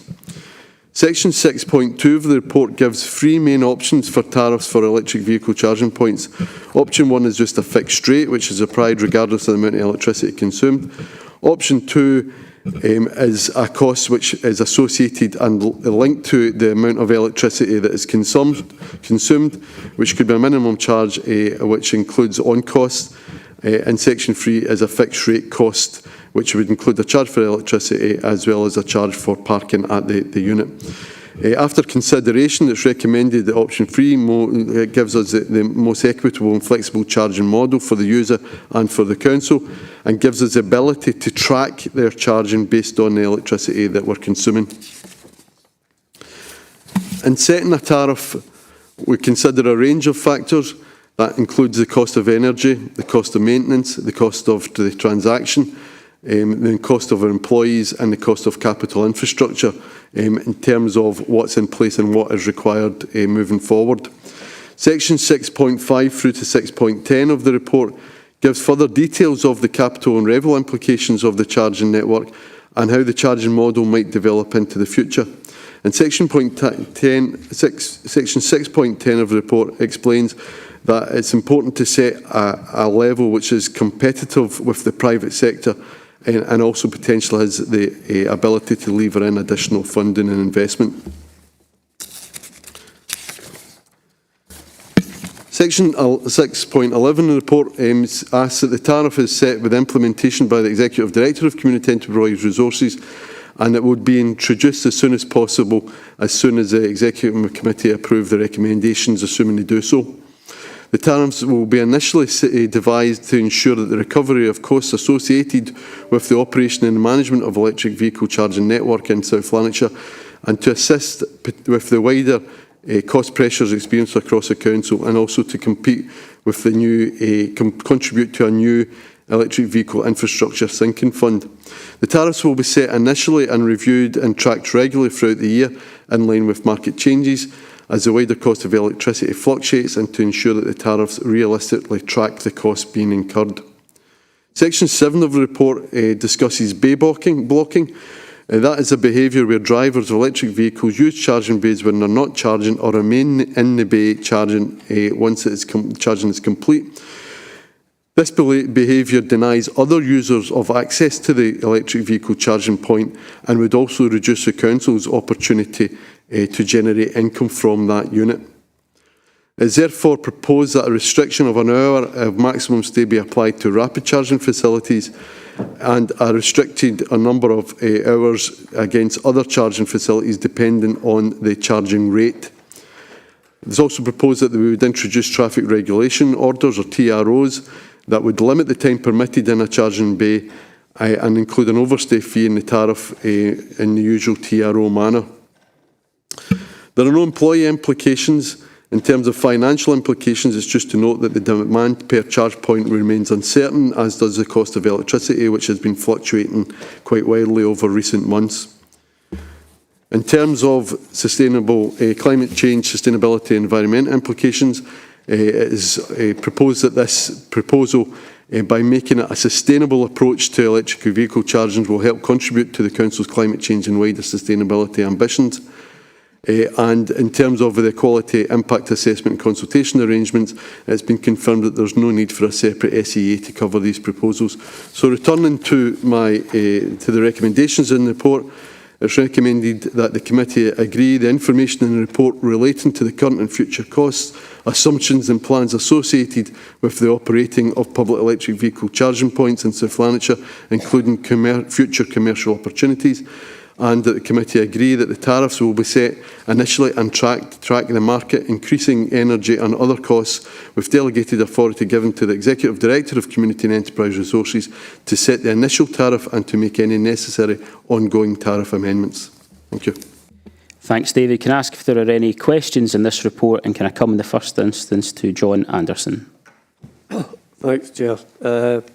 The SNP group totally agree with the recommendation of option B, which is cost only, which is what we've been asked by the Director to accept.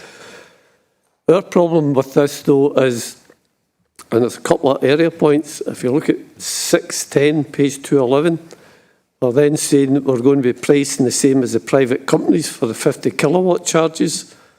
And that is at odds with proposal B, option B, because that is not a cost recovery, that is profiteering. And that when you're saying that, when we're looking at that, that's more in line with a cartel, saying that you're going to match the private rather than competition. We should be offering competition to them.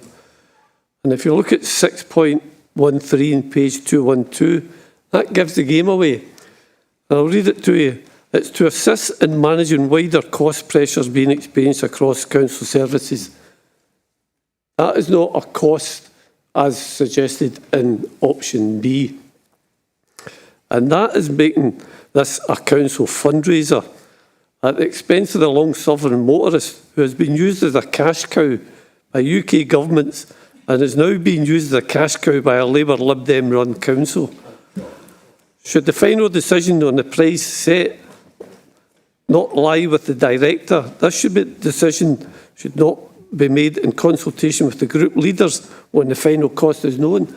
There's a lot of unknowns in here, and we think that the leaders should get together with the Director and the Director explain the costs associated with the peripheral bits of it, and obviously the electricity. Are we going to cost it at the business rate which the council pay for electricity, or are we going to charge it as a rate where the domestic users get charged with it? But I think this is at odds with option B. We would certainly agree with option B that it's cost only. But we need more details brought, as I said, to a leaders' meeting, exactly what the costs are. Thank you. I think I'm going to ask David Booth to come back to just explain the paper and maybe clarify the points that are made in the paper. And then if there's a political discussion to take place, that can take place shortly. But David, could you just maybe just clarify some of the content of the paper in response to that? Chair. So in terms of just to clarify what that means in option, what that means is it's not a, so a fixed rate would be you pay just an amount of money. based on your car, irrespective of the amount of electricity you're consuming.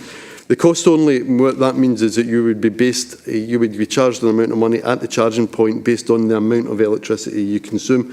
So the costs will track the costs of electricity for us. But what it doesn't mean is, what it means is that if electricity fluctuates, the cost to us fluctuate, we would have the opportunity to fluctuate our costs accordingly. But what that isn't is not just a flat rate based on the electricity costs. That is a rate based that tracks electricity costs, but includes the additional on costs that we would have as a local authority and putting that in and factor in a range of other costs, including the costs of infrastructure and repairs and future maintenance costs. But in terms of setting that commercial price as well, it is also got, and I think that's covered in section 6.10 of the report, where as well it will track the electricity costs. It will also need to take account of the other costs that the private sector are charging across the local authority, because we could be considered to be anti-competitive if our costs were dramatically lower than those of the private sector. So in setting a commercial price for this cost, it takes account of a range of factors. And my recommendation is that whilst it would track the net cost of electricity, we wouldn't wed ourselves to that cost. Is that clear? Thank you. Thanks. I might... Well, we'll see what comes out in the other questions, but I would make the point that first of all, we face the £715,000 cost that we want to deal with on a cost recovery basis, and I think there is agreement that we need to do that on a cost recovery basis, that the council is not out of pocket. There is a second element to this, and we have to... This is the point at which I think there seems to be a difference of opinion, but actually there's a second element in this, which is about looking to the future, looking at the ongoing financial pressures on the council, and looking at ways in which we can address those pressures, frankly, without our public services and our workforce, as we are seeing, and council taxpayers bearing the cost. And we've been quite clear at the outset that ultimately the ambition of this administration is that we get to a point where we have sustainable municipal sources of income, municipal enterprise that works in the public good, for the common good, because it would make us less dependent on inadequate government grants that we discussed in an earlier paper, and it means that our workforce, our public services and council taxpayers do not always have to be bearing the brunt of the spending gaps. There are other sources of income that we can sustainably put into the council's finances. In the first instance, I have to say the focus around this is very much on the development of EV charging, and actually Councillor Anderson should be aware of the levelling up bids developed under his administration, which would see a significant investment in the EV charging, and actually try to allow us to get into certain locations before the Shells and the BPs of the world, so that we are creating, as I say, municipal sources of income for the common good. Can I come to Councillor Nelson? Thank you, Chair. Firstly, I do, same as Councillor Alison before, I don't normally welcome reports, but I was given the rising costs, the electricity costs, until what we see this year, actually quite shocked me, if I'm quite honest, when I read the papers. First of all, just a comment in 4.2, and we've seen this in many papers today, on the Levelling Up funding programme from the UK Government. And I think it's advantageous just to welcome that as well, given that it's been mentioned in a few of our reports already. But my comment is in regards to the regulation of bays at number 7 and the pressure that this could bring to our wardens, given that we already have quite a few wardens who work within our communities. The pressure this probably adds to them to police this. The blocking, I think the question really is, David, does it cut off after there where the charging no longer, does that then become, does it just stop? Because if they sit there more than an hour and there's no any wardens in that area, they're still going to get, free parking, if you like. No, they're not going to get free electricity, they're going to get free parking. So I suppose that's my question. David, do you want to take that one? Yep, thank you very much, Chair. Thank you, Councillor Nelson. Yeah, so it's a bit like you're charging your phone. So once it's charged up to 100%, it just stops charging. So so then those people then would just be sitting in that bay with the you know, there would be no further electricity going into the car, but it would mean that they would be denying someone else access to it and denying us the opportunity to generate further income from that bay. Thank you. Councillor, oh sorry, Councillor Nelson, sorry, Yeah, I did get that, David. I think what was meaning was, if the car isn't charged within that hour, does it then just stop? So, you know, that's what I was trying to mean. You know, if they're parked here for an hour and a half, after the hour, does the charger cut off and say, no, you've had your hour, you're not getting any more? So therefore, the car wouldn't be fully recharged. They're sitting free parking, but then we're still putting pressure on our wardens to try and police it. Thanks. So the short answer is I don't know that, but I'll check that out. I don't know whether the technology can be such that it automatically cuts off after there, or whether it would continue charging. But it's a good question. I'll check that one out. Thank you. I think I knocked Councillor Allison out of the queue here. So, Councillor Allison, do you have a question?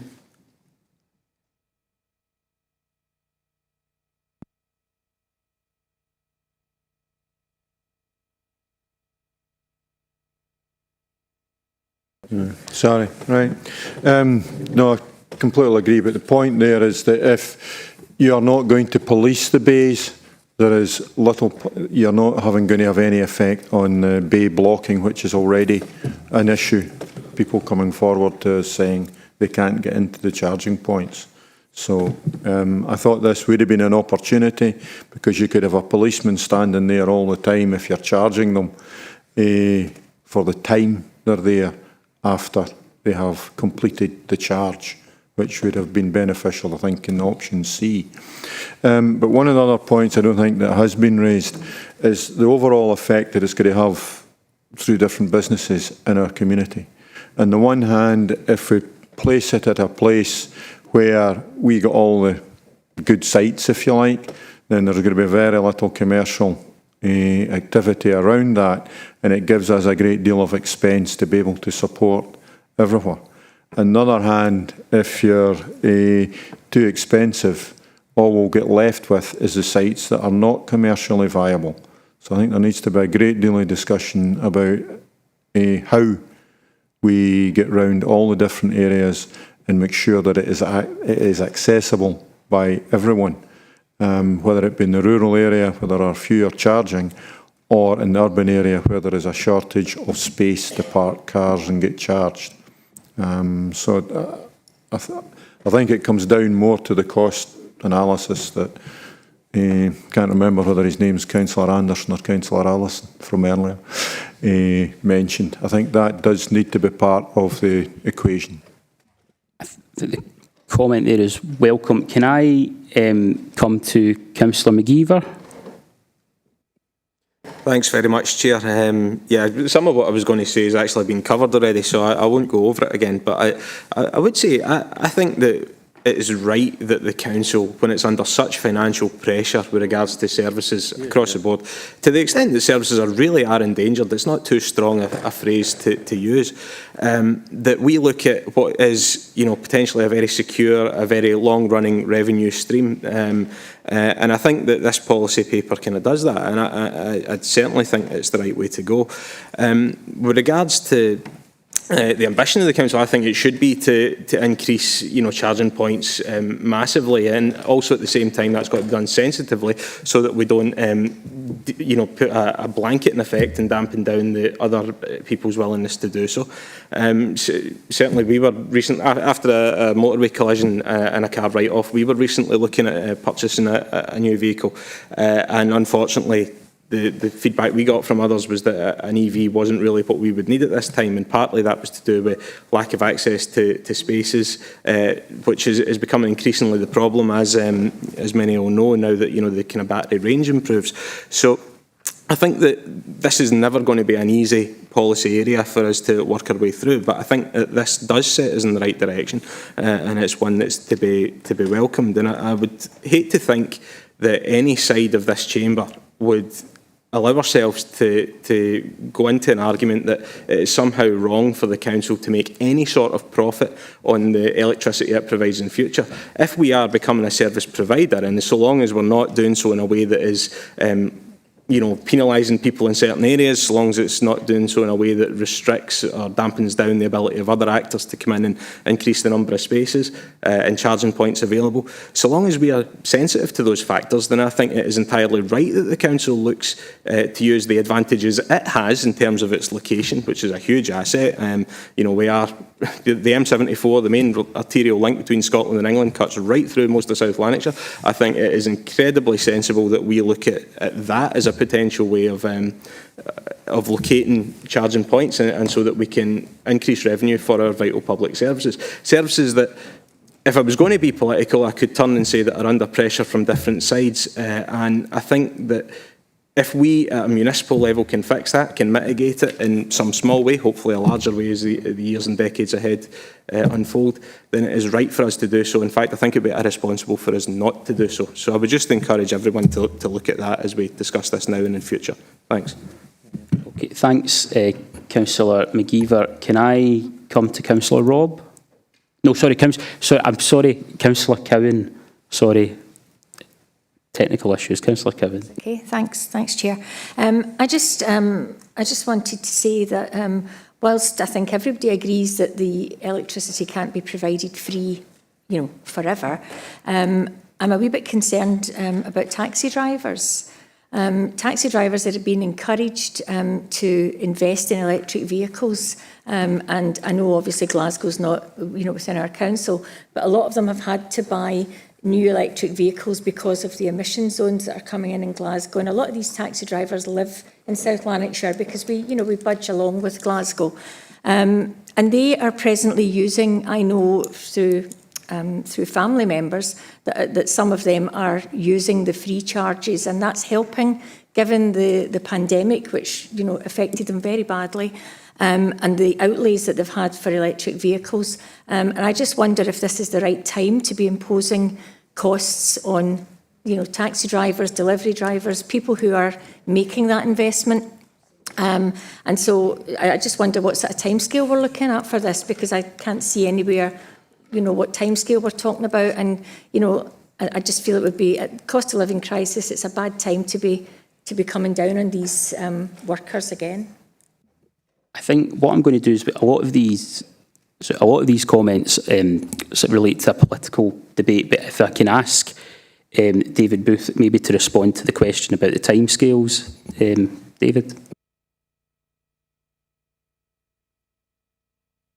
Thank you very much. So if this report's approved by committee, we would be putting in the tariffs as soon as is practically possible, as soon as we can put them in. We obviously need to put signage and things like that in, but that would be, as soon as we're able to do that, then these would be put in place. Yes. Thanks. Okay, can I come to Councillor Robb? Yep, thank you. Just to say, I approve of the Council's approach in this area, and I think I'd like to make a point that hasn't been made yet. Bear in mind we've just passed a Child Poverty Action Plan report, and to remember that the free electricity that's been provided to people have been provided to those who can most afford to pay, given the cost of electric vehicles. And it's important that that we should maybe bear in mind that how we can address that and address congestion in our streets, perhaps by the income that's generated going into measures to address poverty by developing public transport where there is none, and funding for active travel schemes, fixing up our pavements, but also to maybe look at community car share sites, EV charging points. Like in Straven, they have the car share local initiative by Climate Action Straven. How could we develop more community car share points to reduce pressure on parking and to reduce congestion in our streets? If there's a way to maybe redirect some of that funding into addressing poverty initiatives and promoting active travel.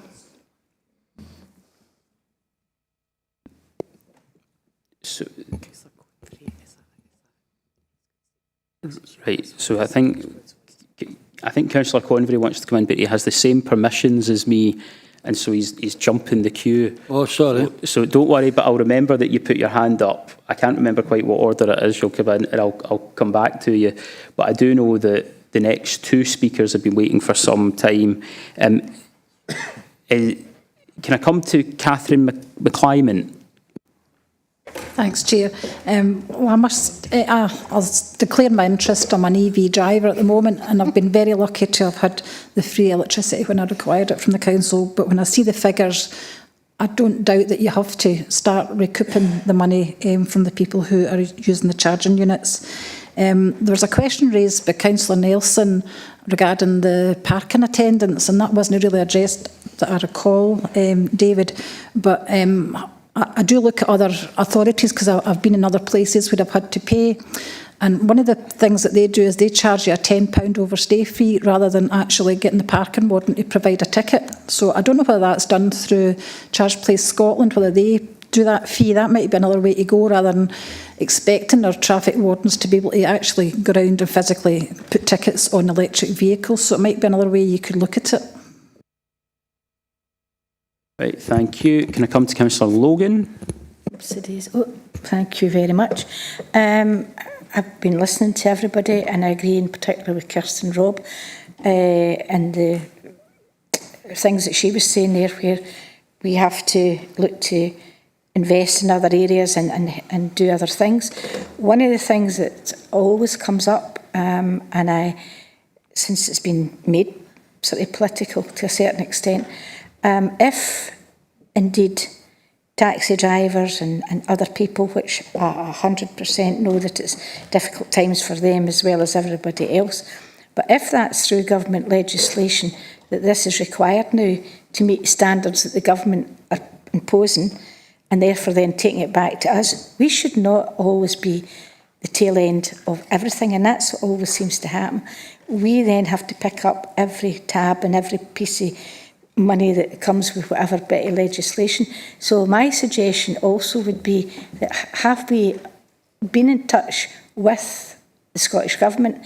If we're not in touch with the Scottish Government, can we be in touch with the Scottish Government to say, yes, we appreciate, everything that you're trying to do regarding, climate change, emissions, getting people, if they can, to use electricity, transport, everything.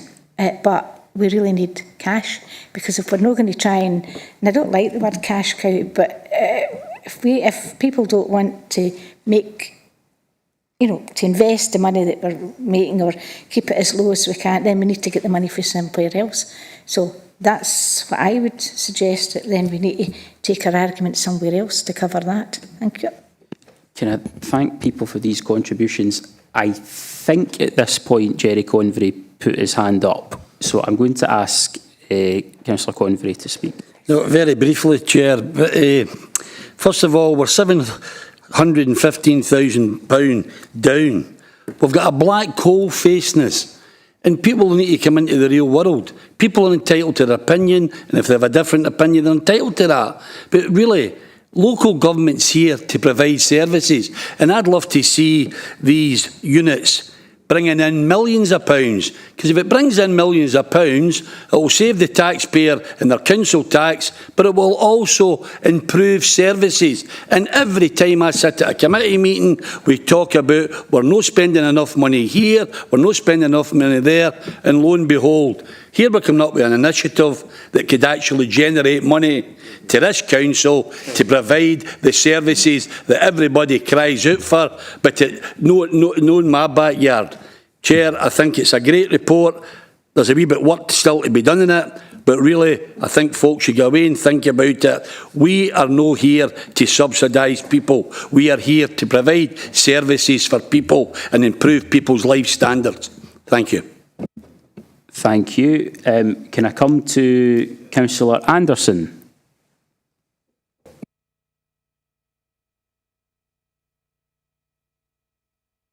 Thanks, Chair.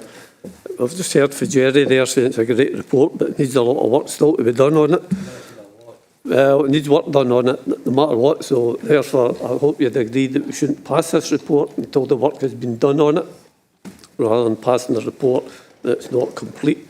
Like Alison was of the same mind that needs to be something done about it.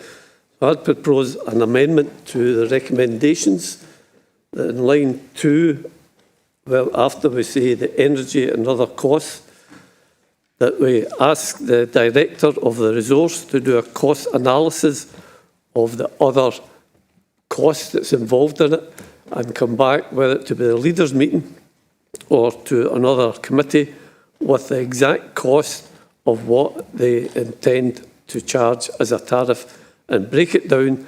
And as much as I agree with Jerry, £715,000, but we're not suggesting that we don't charge.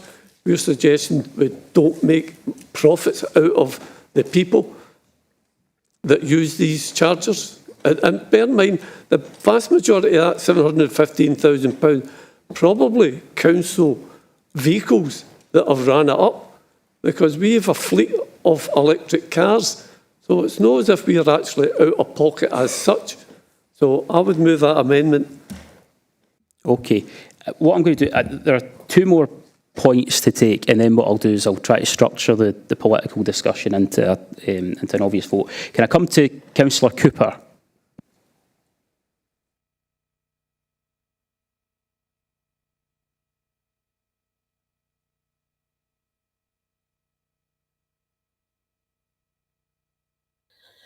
Yeah, I don't agree with Councillor Anderson. I fully support the report, and it's time that we were charging.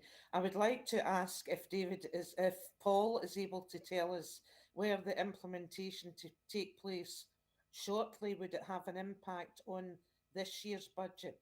Because this year's budget is looking pretty difficult, very difficult, as Councillor Convery said, and another £715,000 of a black hole in it isn't going to assist us in the council.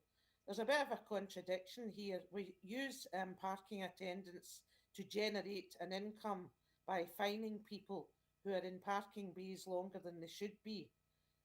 There's nothing wrong with the same system of generating an income from people that are using a service that the council provides beyond the time that's required for its use. I don't feel we should delay the report. I feel that it should be going ahead just now, and that much of the fine detail gets worked out in these sort of issues as it goes along, and that will be brought back, I presume, to the community enterprise resource, and if there's any further major decision, it would come to this committee or even to full council. So we've gone long enough, and to be fair, there are people out there who see this as a very negative thing, that we are supporting people with free electricity while they're having to go to the pump and pay £180 and £190 for petrol and diesel. There are regular users who come home from their work, leave their car in the park at Straven overnight, and appear back with their briefcase in the morning to set off for their work again. Now, that does cause a conflict of interest in terms of our constituents. They don't view that as good practice on the part of the council that we're allowing this. Everybody's struggling economically, so the people that are having to buy the diesel and the petrol are in exactly the same position as the electricity users, but they're getting it free. So I fully support the report as it stands, and I think we should move forward with it, and the fine detail will unravel and be brought back to committee as required. Thank you. Thank you, Councillor Cooper. There was a question in there, I think, for Paul Manning. Can I just bring in or somebody from the CMT to pick that up? Okay, thanks, Chair. And just, I think Councillor Cooper had the answer to the point there. what the paper says at 4.10 is that projected electricity costs for 2022-23 will be in the region of £715,000 in relation to this. So that's for the full year. Right, so that there is an element of that additional cost will have been borne already. Right, if a charge isn't introduced to recoup that cost, right, then that will feature as an overspend within community and enterprise resources for the remainder of the year. Right, so we would have 7/12 of the year still to come, which would hit off the council's budget. There is an open-endedness to this as well, because that's based on projections of increases in electricity cost up to a point, and that may continue to rise. So you could, even on the basis of current levels of usage, see an increase in consumption into next year. Right, thank you. So listen, I have 3 more hands to get through. I'll not take any more after that point. So if anyone wants to put up their hand, put it up now. I'm going to take Councillor Loudon, Councillor Brown and Councillor Robb, and then I'm going to bring this to a conclusion. Councillor Loudon.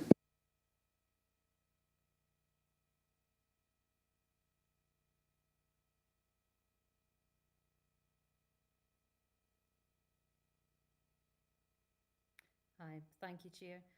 I agree with a lot of the points which have been made, and I fully agree that the days of free charging are going to be rightfully numbered.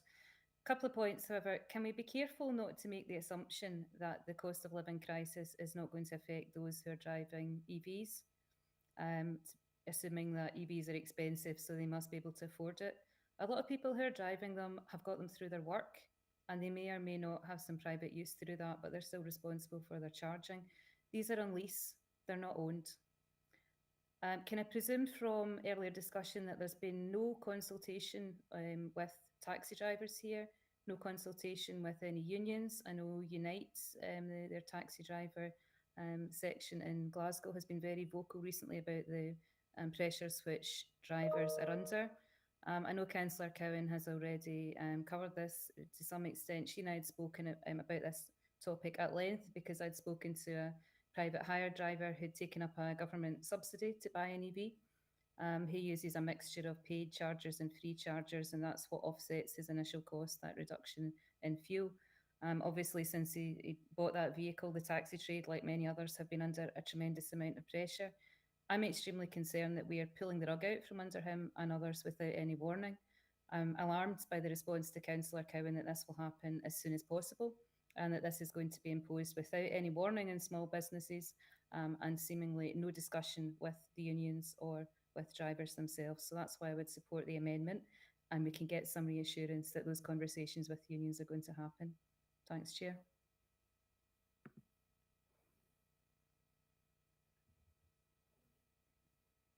Okay, listen, can I come to Councillor Brown?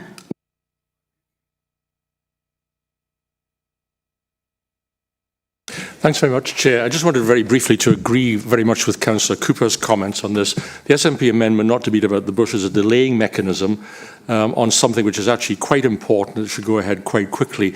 We can deal with the monitoring in terms of reports coming back to committee and in other ways. I don't think that's really an issue, and certainly not a reason to hold the thing up. There are implications for a number of groups. There's no question about that at all, as there are with many council decisions. And I think these can be dealt with again as the thing goes forward. Again, it's not a reason for holding this particular matter up. I think we should move to the vote very quickly on this one, should approve the resolution, bearing in mind, of course, that electric charges are not static. The department's got to have the ability to respond to changing commercial practices in this particular regard. And that's why I think there's a bit more latitude perhaps would be allowed on this one, quite rightly, in the report if we approve it, which I hope we do. Thanks very much. Okay, and can I come now to Councillor Robb? Yep, I'd like to propose an amendment which might help reach some agreement. I'd like to say that if we could have move the report, but also to have a consultation to help mitigate any effects that people might not have considered, but also to say that a proportion of the income generated could be used to develop transport initiatives that could cut poverty and help meet climate objectives, and the proportion should be considered further by a resource and come back to the Climate Committee to report on that.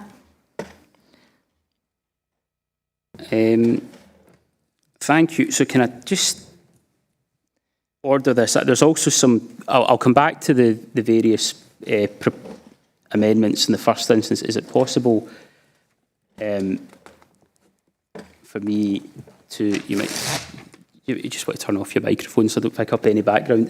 So is it possible for me just to make a few comments of my own? The first thing to say is that the document is the executive committee making a decision. Is the case absolutely the implementation will fall to our paid service, and I think some of the points that have been made today that are valid can be taken on board by our paid service as they progress with the proposals. I stand by what I said about the need for us to develop municipal streams of income for all the progressive reasons that have been set out in the debate, and because of the other financial pressures on the council. In relation to the issues with the taxi trade, my understanding is the issues with the taxi trade in Glasgow and Unite did raise issues with it, largely concerned the kind of clumsy imposition of a low emission zone, and a low emission zone being something that, again, I think had a lot of cross-party support, but the way in which it was imposed and the timescales attached to it were the big problem. And actually there's also a question about the suitability of the grant. I would make the point that what people, and bear in mind that there are two elements to the charging which are set out in the paper. There is charging that we will be making on a cost recovery basis if this is approved, and then there is a second element to that charging which it comes from the 50 kilowatt chargers, the fast chargers, and that is where there is a commercial opportunity for the council. In relation to the point about what we then do with the income, I have a lot of sympathy with the points that Councillor Robb was making. My instinct would be to say let's assess the income first and understand what the income streams are. I think the proposal at present mentions a sinking fund, EV sinking fund that's contained within the paper. I'm going to ask David Booth just to come back to clarify the initial thoughts on what would happen in relation to the income before we move to a vote. And then the other point I would make is just this one around groups of leaders getting together to agree charges. I think Councillor Brown really dealt with this. I just don't think that is remotely feasible, because what we are talking about is essentially tracking a market in the same way as petrol and diesel prices that you see at the pump are tracking a market. That is what we're talking about in relation to this paper, and so it makes sense that there's going to be some element of delegation to address that, and I don't think a committee of politicians is the appropriate place to go. I'm going to just take the various issues, that may be food for thought, but to take the various points that have been raised, can I move the paper as is, and can I have a seconder? I'll second that. Can I ask, I think John Anderson had an amendment. Could you just repeat what your amendment is and confirm that you have a seconder? Thanks, Chair. Yeah, and just for clarification, what you're talking about there, I was suggesting it come back to the leaders to set the initial tariff, not the ongoing. We know it will be changing. So it's the initial tariff that should be set by councillors and not by the director. And they would need to bring back a proposal of the cost plus electricity and even a percentage charge on top of that to cover the ongoing costs. So my amendment was recommendations in line 2 after it says the increase in energy and other costs, that the Director of Community and Enterprise does a cost analysis and brings back the total tariff cost he's proposing to, the initial tariff cost he's proposing to charge, either to another committee, or if people are quite happy for it, they will want to speed it up, then the leader of the political groups to make that decision and not lie with the director. I'm going to, I did say I'd ask David Booth to clarify that point about income, but can I just bring in the Chief Exec at this point? Thanks, Chair. And just to try and be helpful, the group leaders as a group have no decision-making power. You would need to phrase the amendment that the delegation goes to the Executive Director in consultation with group leaders or to a committee, which I think is your intent. But the group leaders have no decision-making authority in the Council. Yeah. Right. And can I just... could you just confirm your seconder? Okay, Councillor Clark is going to second that one. And actually, can I just... It was a point that came out of Councillor Robb's contribution. Could I maybe just ask David Booth to clarify the issue around funding, and then I'll come back to Councillor Robb. So, David.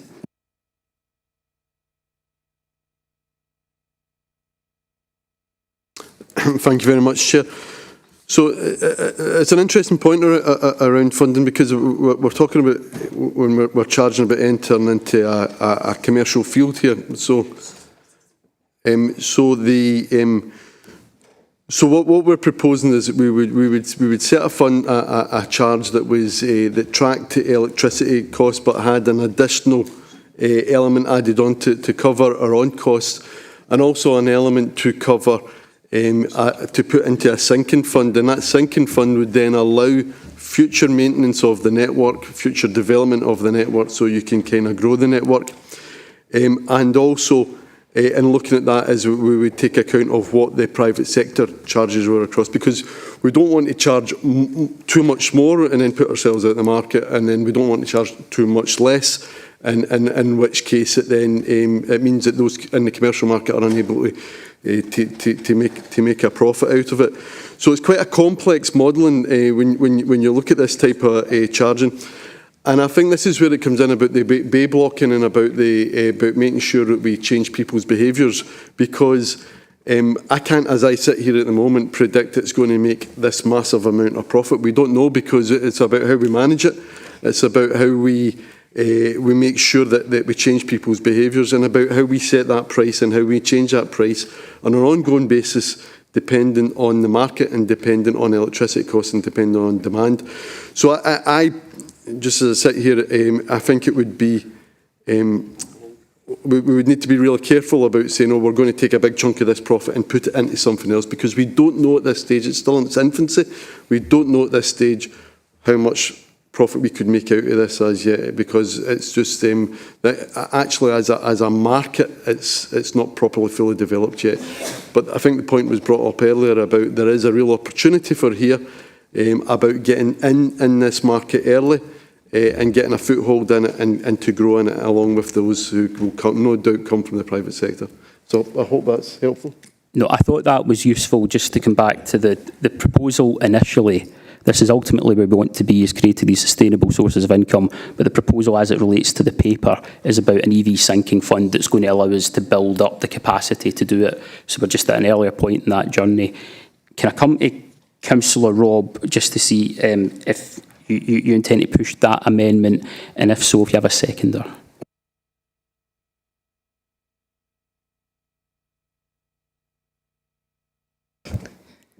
Okay.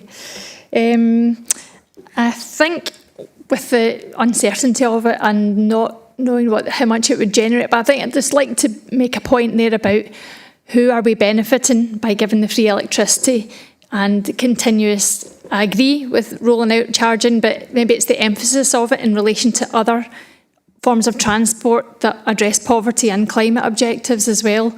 So I'd like for future consideration of this, maybe look at the principles of the sinking fund then, and how we use that to mitigate poverty and climate objectives. Maybe to bring that back to a future meeting then would be useful once a bit more of the income's known, and to make sure that we're not just benefiting the richest in society, but also making sure that we are looking at community car share schemes and other initiatives to address those objectives I've talked about. So I'll withdraw that part of the amendment if we look at the principles of a sinking fund in future. But maybe the other part of the amendment about consultation with key sectors that could be affected by this to help mitigate any immediate cost of living issues like the taxi driver issue that Councillor Cowan raised may be still important.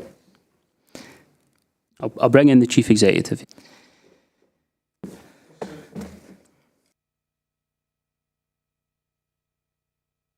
Chair, this is a matter for committee to decide. And just to express a view, this will affect everyone who has an electric vehicle or will have in future. There are a number of sectors, there's a number of industries that maybe rely on transport a little bit more. We've heard from some issues in relation to taxi drivers, but actually every business that has a transport component, etc. This is I'm just worried about the language around consultation. What are we consulting on? Because at this point in time, what's before committee is a proposal to introduce EV tariff charging. Thereafter, I'm not convinced I understand fully what a consultation would undertake. Would deliver for us. Because if you're going to ask someone who incurs costs associated with transport, are you willing to pay for what you're currently getting free? They're getting free fuel at the moment. Then I can tell you now, I can save as a consultation, the response back from those businesses will be, this is going to impact on us in a negative way. So I'm just not sure what doing a retrospective consultation is actually going to gain the council. Yep. But it is a matter for committee. Can I suggest actually I would hope we could reach as a consensus in this, because we do have this agenda sitting around the Levelling Up Fund, which is about bids that would ultimately allow us to bring EV charging to more rural areas and more sparsely populated parts of South Lanarkshire on the back of being able to hopefully get in first to the prime sites. I think there is an equality side to this. It's talked about in terms of cost of living, but I think there's an equality side of this. I'm not massively persuaded as others are about some of the earlier points. Can I, and incidentally, Councillor Robb's points will be noted even if she doesn't have a seconder, because she has attempted to move an amendment. However, could I just give from my point of view, without adjusting the paper, given that we have this agenda around levelling up and given that this is developing and we want to look at how we roll this out of the sinking fund, that we undertake that at an operational level, if people are so minded, and that might be a way to get us to some sort of consensus today. Right, okay, can I ask Councillor Robb, do you have a seconder? I've not seen a seconder coming forward. So we therefore have two amendments, and this is the first time the executive two positions, and this is therefore the first time the executive committee has had to use this voting system. So I'm going to pass over to Pauline just to talk us through the position. Thank you, Chair. Members are aware that they have their delegate units. Those who are in the room have their delegate units in front of them. You'll be presented with three options: motion, amendment or abstain. You'll be able to choose your option from one of those three and your vote will be registered. Similarly, remote participants will have the three options available to them and they too will be able to select the option which they choose. Up until the close of vote, you will be able to change your mind should you decide that you've not chosen the correct option. But I will advise shortly before that the vote will be closing, and that will be it. At the close of vote, there'll be no opportunity to change. So with that, can I just clarify the motion and the amendment? The motion moved by Councillor Fagan, seconded by Councillor Convery, are the recommendations contained in the report. The amendment, which was proposed by Councillor Anderson and seconded by Councillor Clark. Councillor Anderson, can I ask if you're happy with the recommendation 1 contained in the report? Okay, and as far as recommendation 2 of the report is concerned, in view of the fact that you had proposed that the tariffs be set initially by group leaders and having received information from the Chief Executive, can I just double check that your amendment is that that agree that the tariffs be set initially and will attract the market, increasing energy, and that the Executive Director, Community and Enterprise Resources, undertake a cost analysis and brings back total tariff costs to a future meeting of the committee.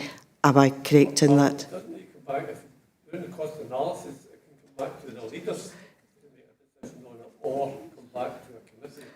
To the leaders or a committee. Yep, that's ideal. No, thank you very much.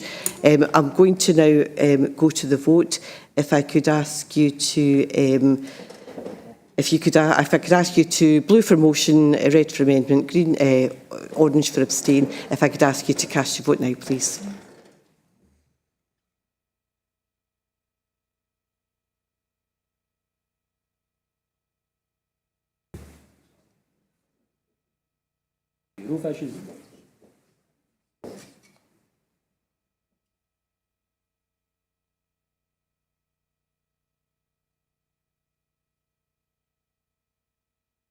Still have one or two members who require to cast their vote. If I could ask them to do so.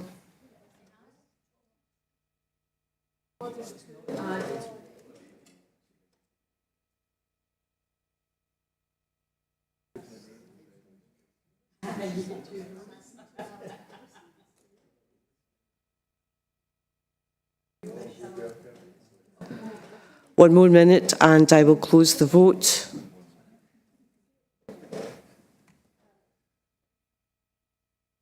Okay, I am about to close the voting. Now, thank you.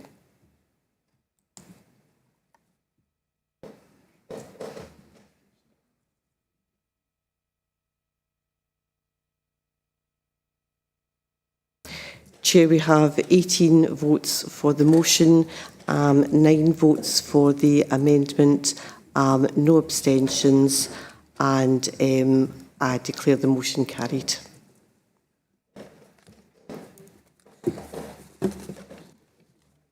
Okay, thank you everybody. Can I now come to item 10, and at this point could I ask Councillor Allison and Councillor McClimont to excuse themselves as they have declared an interest? And can I ask Danny Lowe to speak to the report?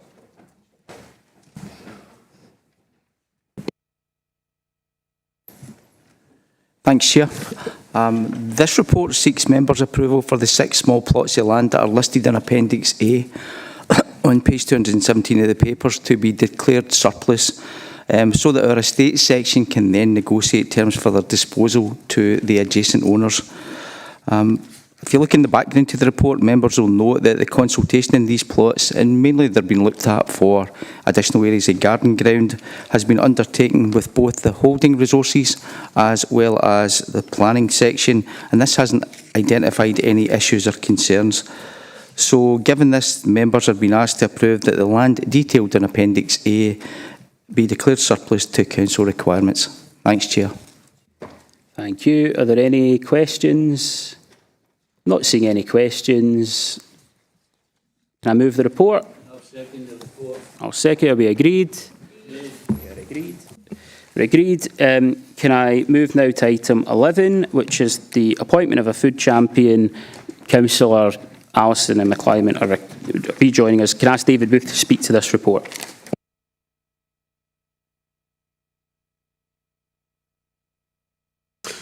Thank you, Chair. So the purpose of the report is to seek approval for an elected member to be appointed as the Council's food champion and to agree the role outlined for the food champion and the next steps following appointment.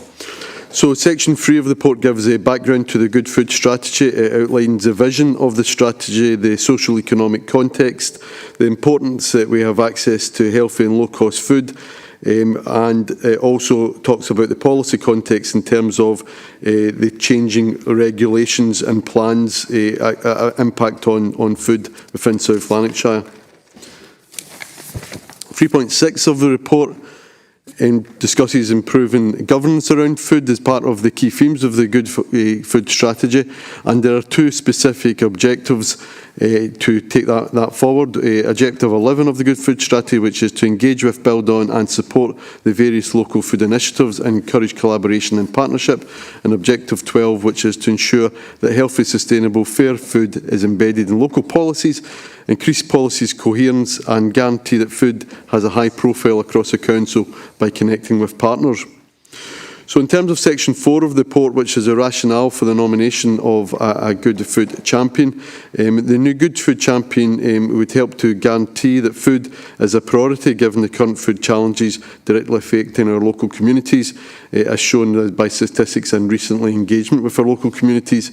It would the champion would represent the Council's position and influence the political agenda in this fast-changing national policy context, would facilitate and increase connections amongst an increasing number of stakeholders involved in local good food policy actions and initiatives, and would deliver the Good Food Strategy objectives aiming at improving governance around food. In terms of section 5 of the report, which outlines the role and activities of the food champion, they would act as an ambassador at a local and national level. They would advocate good food as defined in the Good Food Strategy by taking into account all aspects of food from farm to fork. They would provide guidance on the implementation of the Good Food Strategy and action plans. They would help create more links with the communities so that an increasing number of people, including food stakeholders, could influence the good foods policy. And they would help to increase connections between the different food stakeholders. In terms of section 6 of the report, it's nominated that they propose that Councillor Ross Gowland be appointed as Food Champion for South Lanarkshire, and if that is approved, then the Food Champion we would prepare an induction programme for the Food Champion, along with Helene Gurushong, our Food Policy Officer, and we would appoint the that the appointment of the Good Food Champion would be communicated to the public with the help of corporate communications. Section 8 through to 12 of the report outlines that there are no specific implications in terms of employees, financial, climate change or equality impacts. With that, return to the recommendations. It is recommended that the Councillor Gowland be appointed as the Council's Food Champion, that the role of Food Champion as set out in paragraph 5 of the report is agreed, and that the next steps as set out in paragraph 7 of the report are agreed. Thank you. Thanks, David. Are there any questions on this report? I have one question from Councillor Anderson. Councillor Anderson.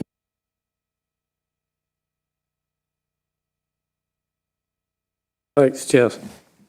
I think it needs to start at saying at the outset here, we have a top-class policy officer in the South Lanarkshire Food Network, which has been built slowly with all the stakeholders of the food system in an inclusive way.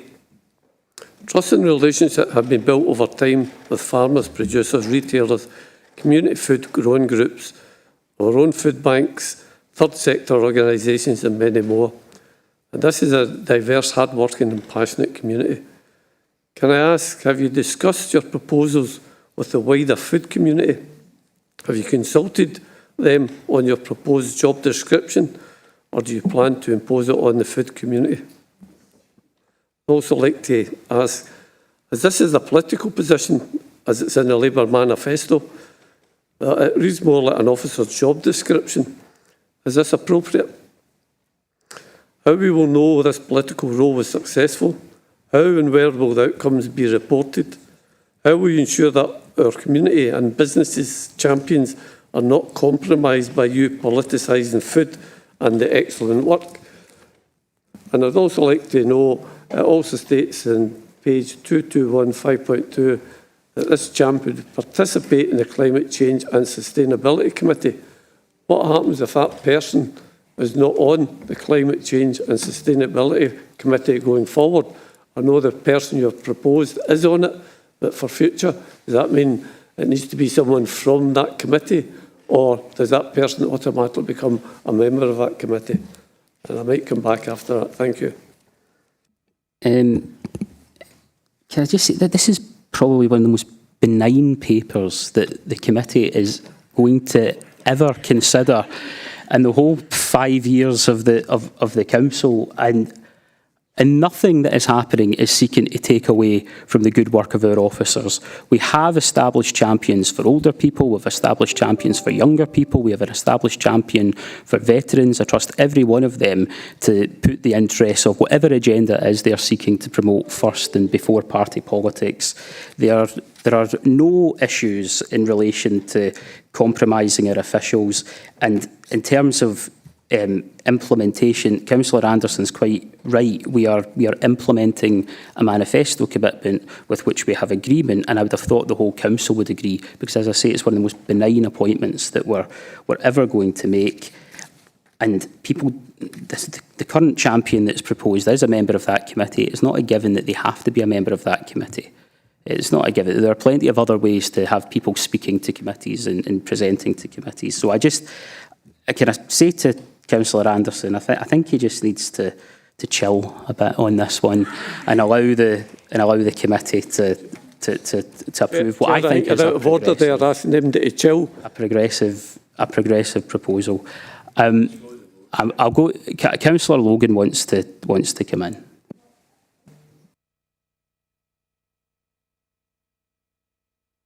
I think you said what I was going to say. There's two champions sitting in this room at the minute.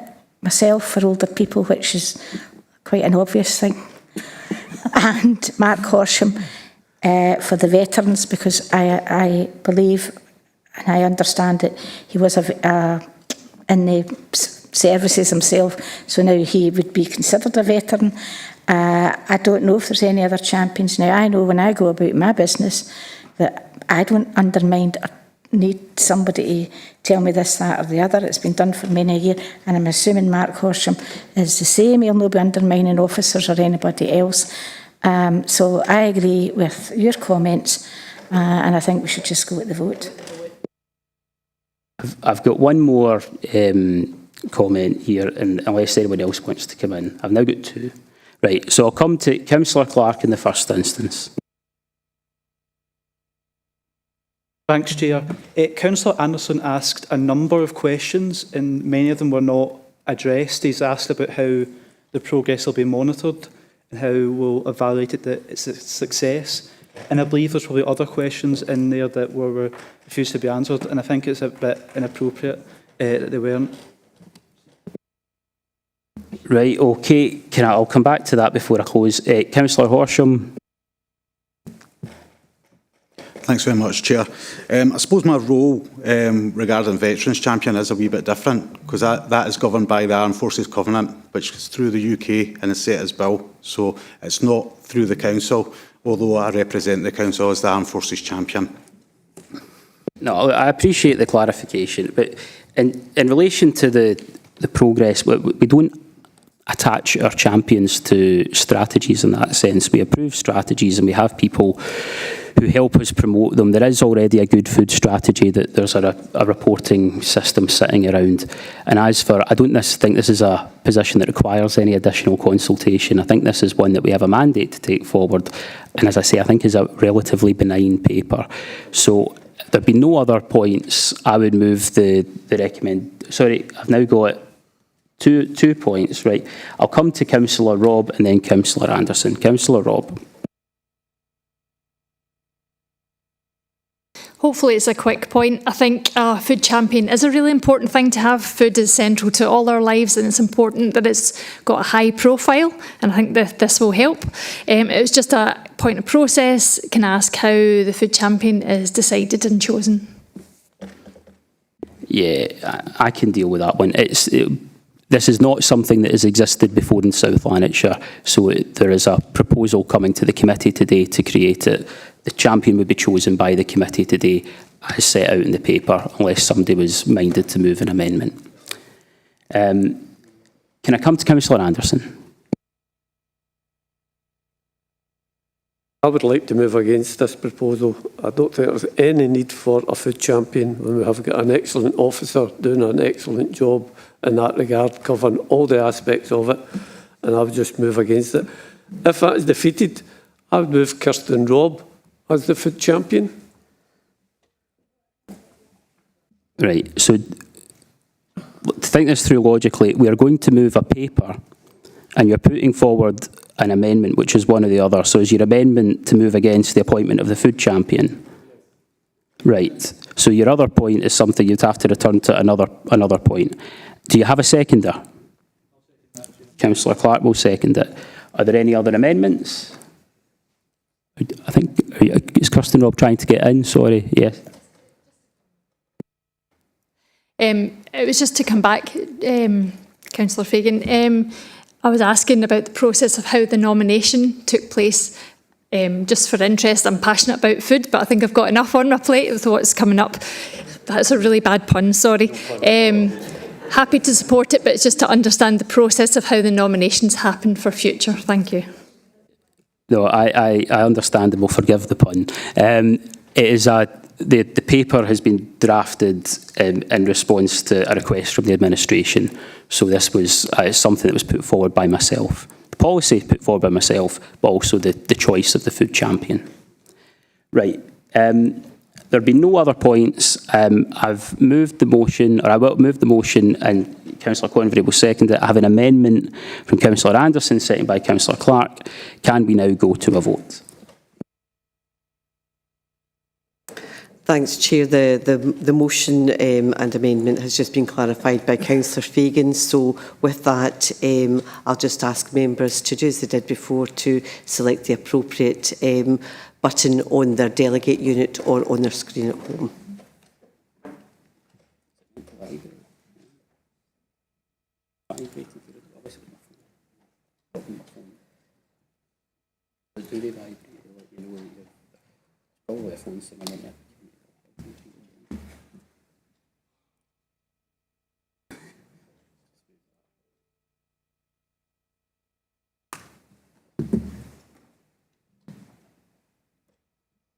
Just about to close the vote, so if just closing the vote at the moment now.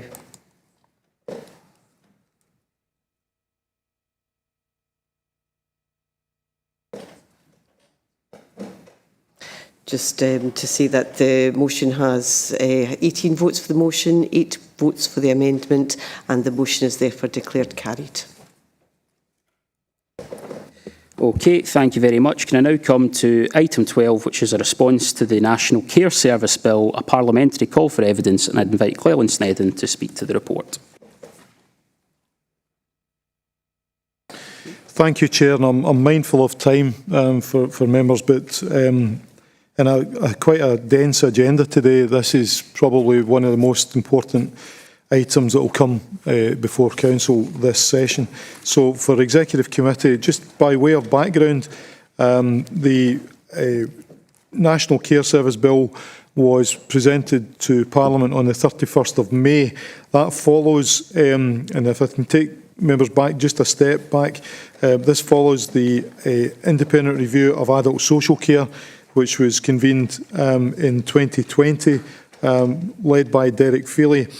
And again, by way of reminder for members or for new members, this was a commitment to the recommendations within that report that was backed by all parties, all main political parties at a national level, but was opposed by all political parties at local government level through COSLA. So very much this has been a debate between central and local government rather than party to party.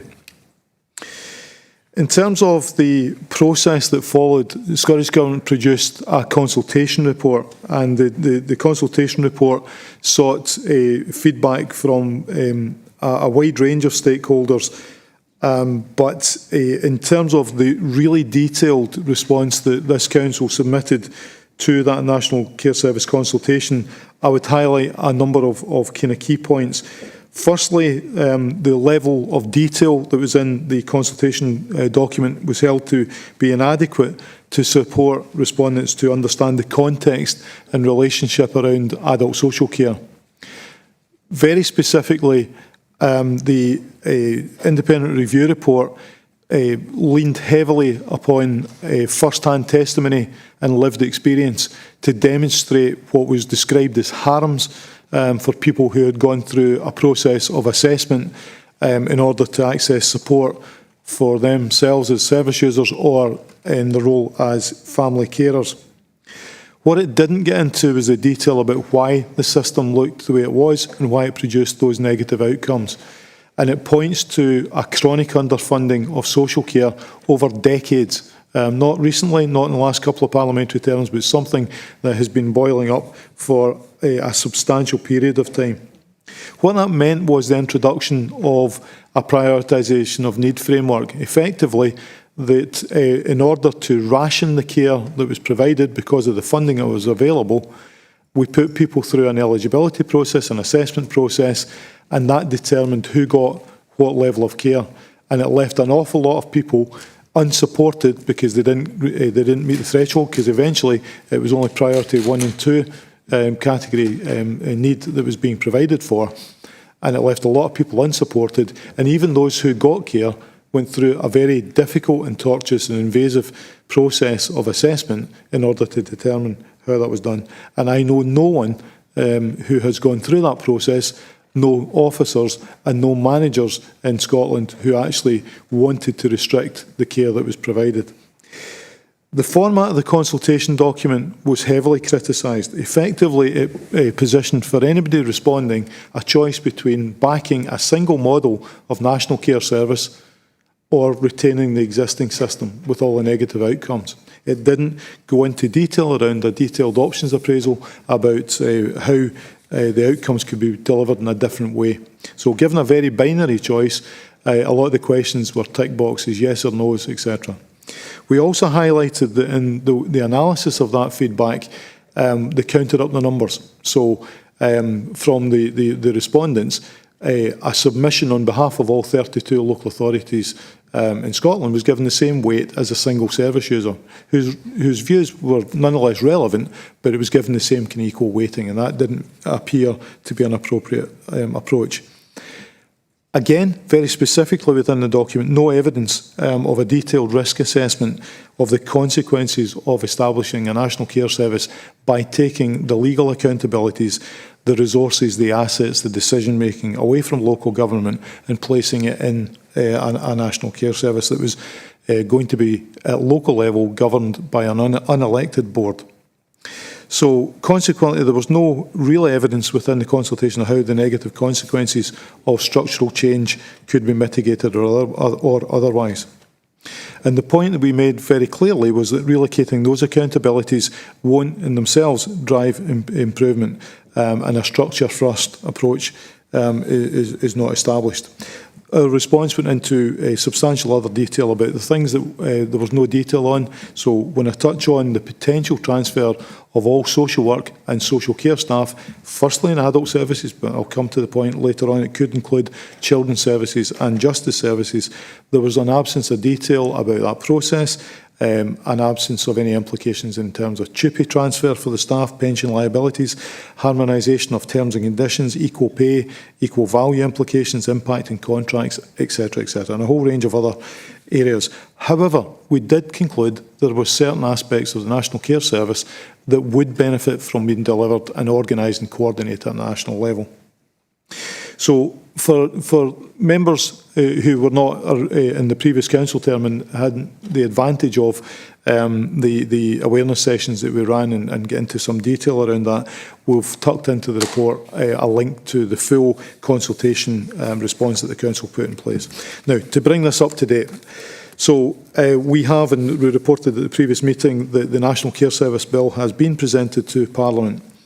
This is a piece of framework legislation, so it effectively gives some very broad and sweeping powers to ministers, but the detail about how those powers will be enacted, it's been indicated a lot of that detail doesn't exist as yet and will be brought forward through the process of statutory regulation or secondary legislation. And again, one of the points that we have made in terms of this current process is that that doesn't have the benefit of the same scale or detail of parliamentary scrutiny as primary legislation.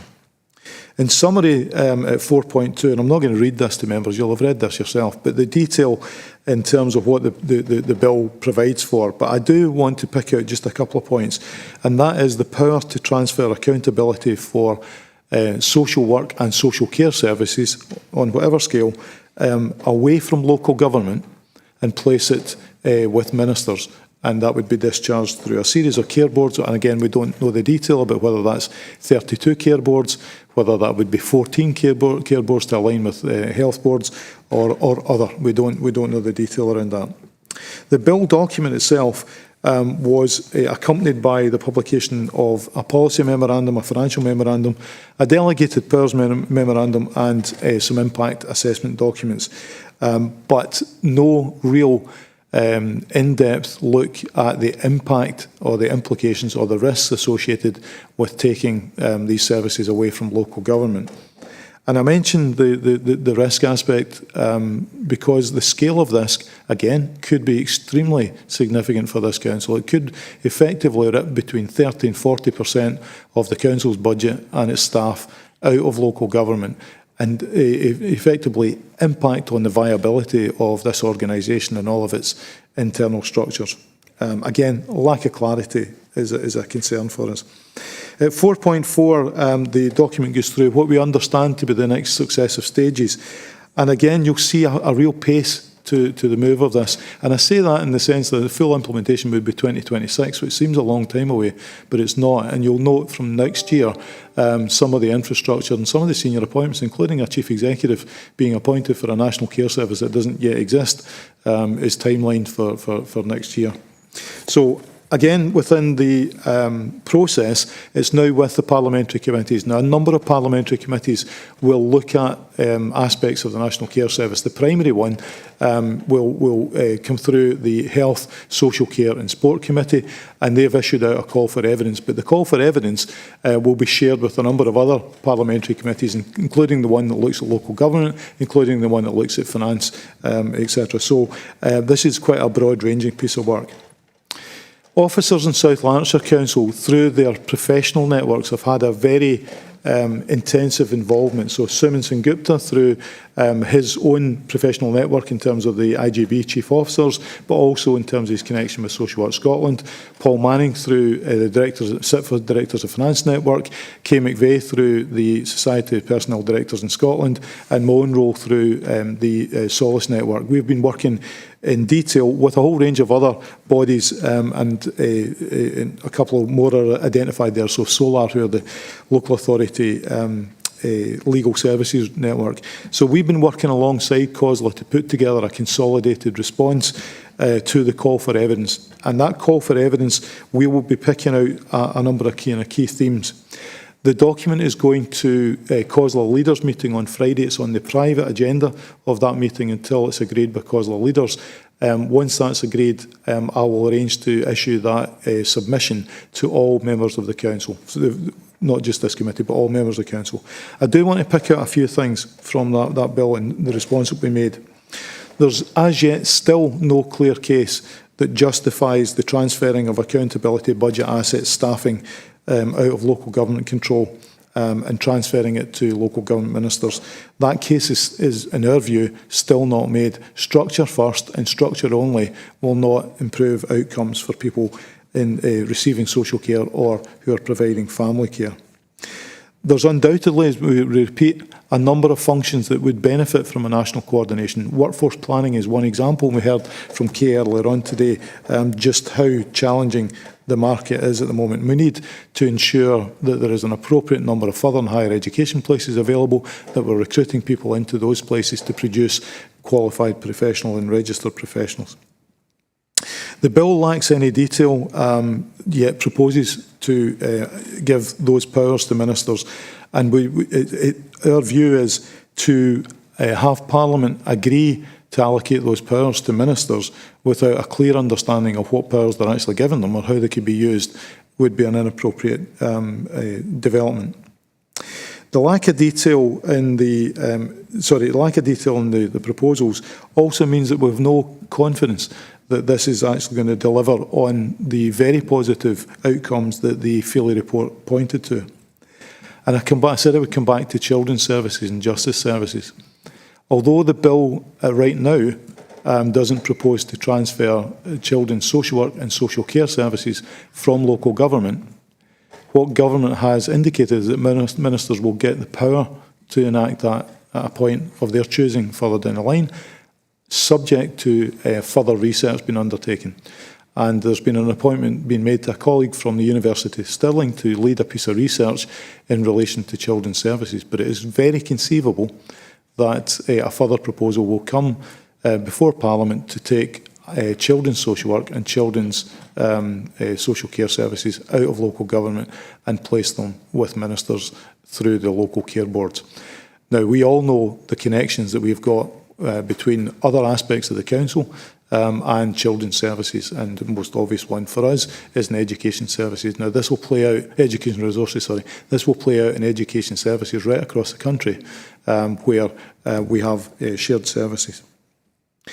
There's also an impact on some other national priorities we're currently working on in terms of public protection, community justice, alcohol and drugs, the Promise, GIRFEC, MAPA and a whole range of other areas. And again, as yet, the implications of that are not detailed out.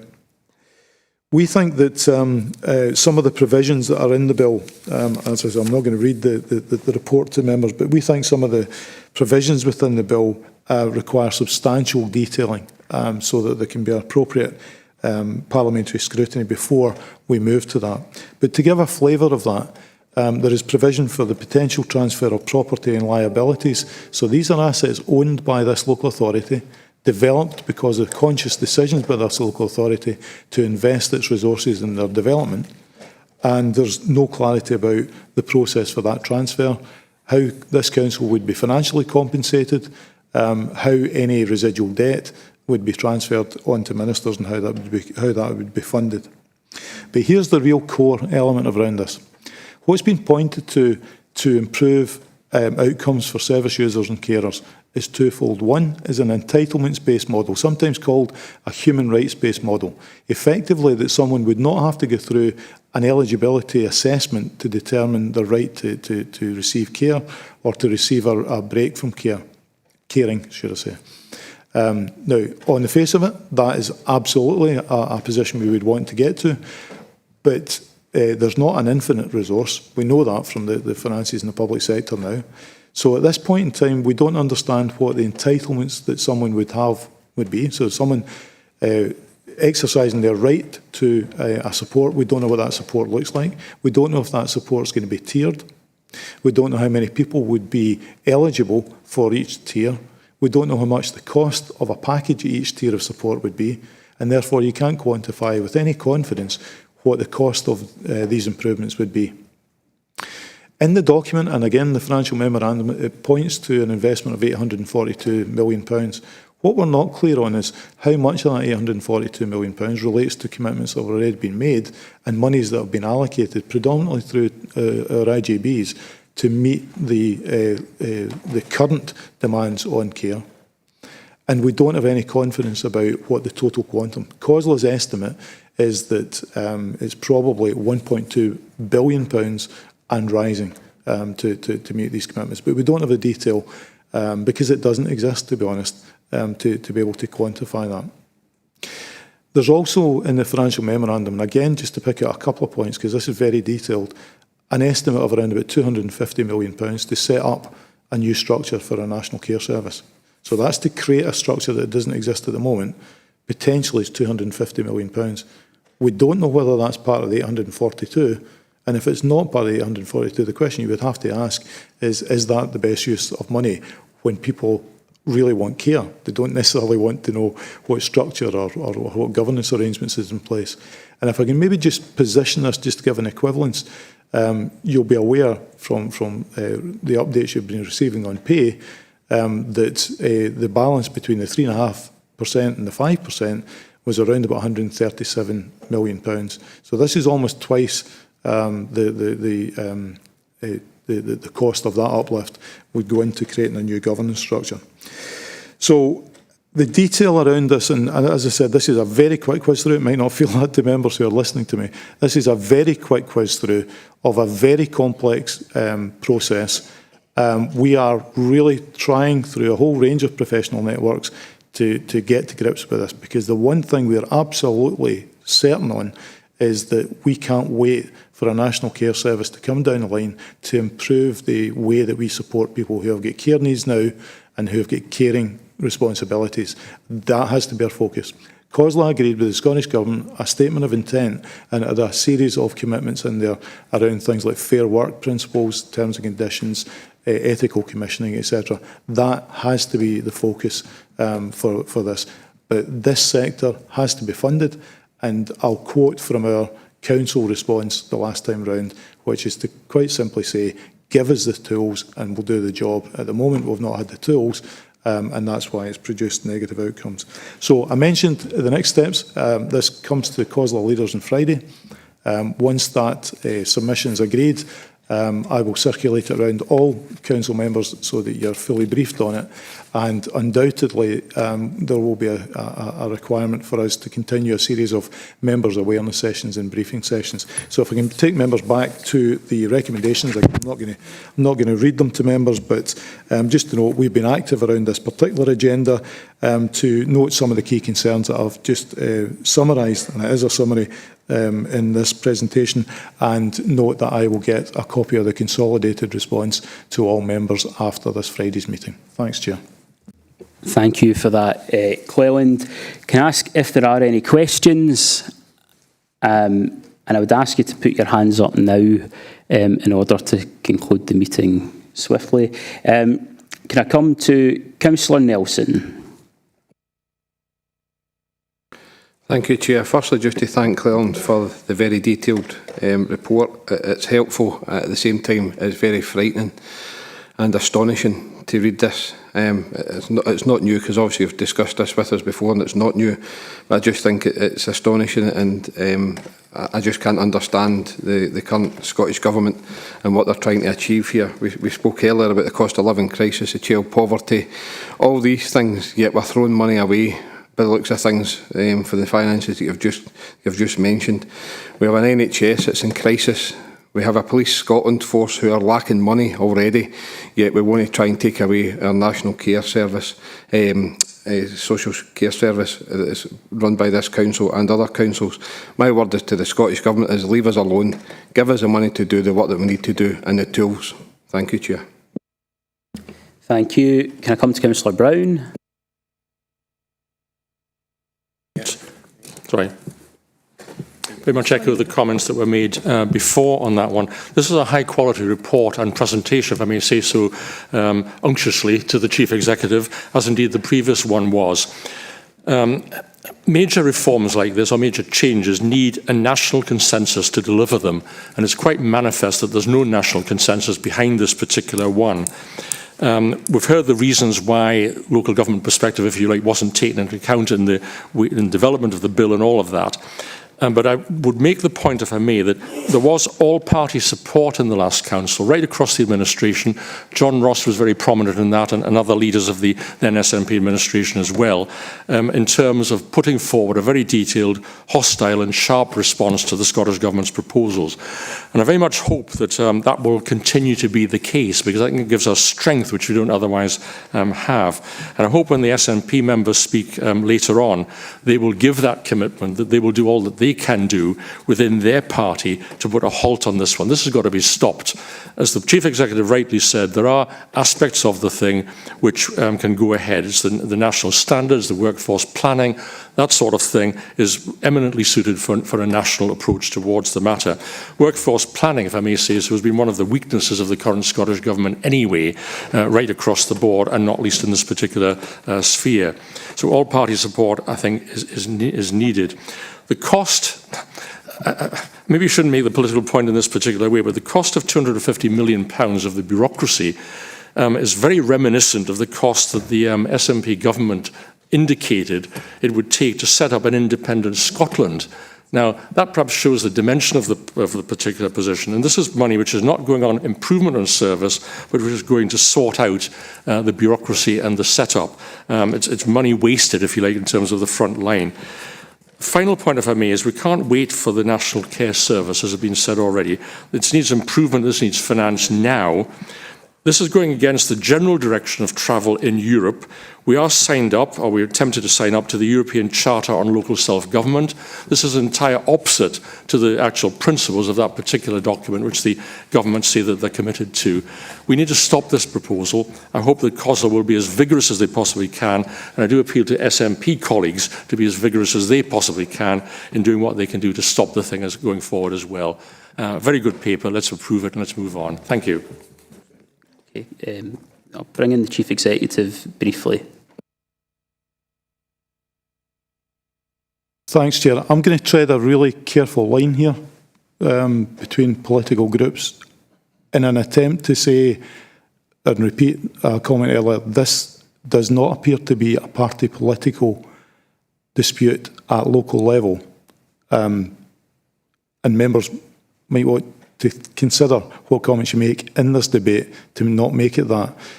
And to be fair to all parties at COSLA, and I mean all parties at COSLA, main parties there, that is a common view that's held, and that there is a parliamentary, as opposed to a Scottish Government, approach to this that needs to be factored in. So position this clearly. This is a view at a national level which is resisted at a local level and has been articulated by all parties in COSLA. And it has happened in this chamber as well, that all parties have grouped this up. So maybe not throw stones at each other today. This is one that you do want to potentially want to reach a consensus on. Yep. Thank you. I don't see any stones waiting to be thrown on this list here. I just have Margaret Walker. Thank you. I'm not going to repeat everything. It's all been said far better than I could say, other than to say I thought the paper was excellent. I thought it outlines the issues comprehensively. And just to say that we need to be, fairly vociferous in this and keep up the pressure. We want to improve outcomes for people. We've got the cost of living crisis coming up. That's what we need to focus on. To get dragged down this quagmire of structural change, I would say as chair of the Social Work Committee would be totally soul destroying, I'm sure, for both elected members and officers who want to do their best for people. And I'll leave it at that, but thank Cleland for outlining the issues in that paper so comprehensively and so well. Thank you. Okay, thanks everyone. I don't have any other hands. Can I move the report? I'll second the report. Can we agree the report? We are agreed. We'll now move to item 13 and ask Geraldine McCann to speak in that paper.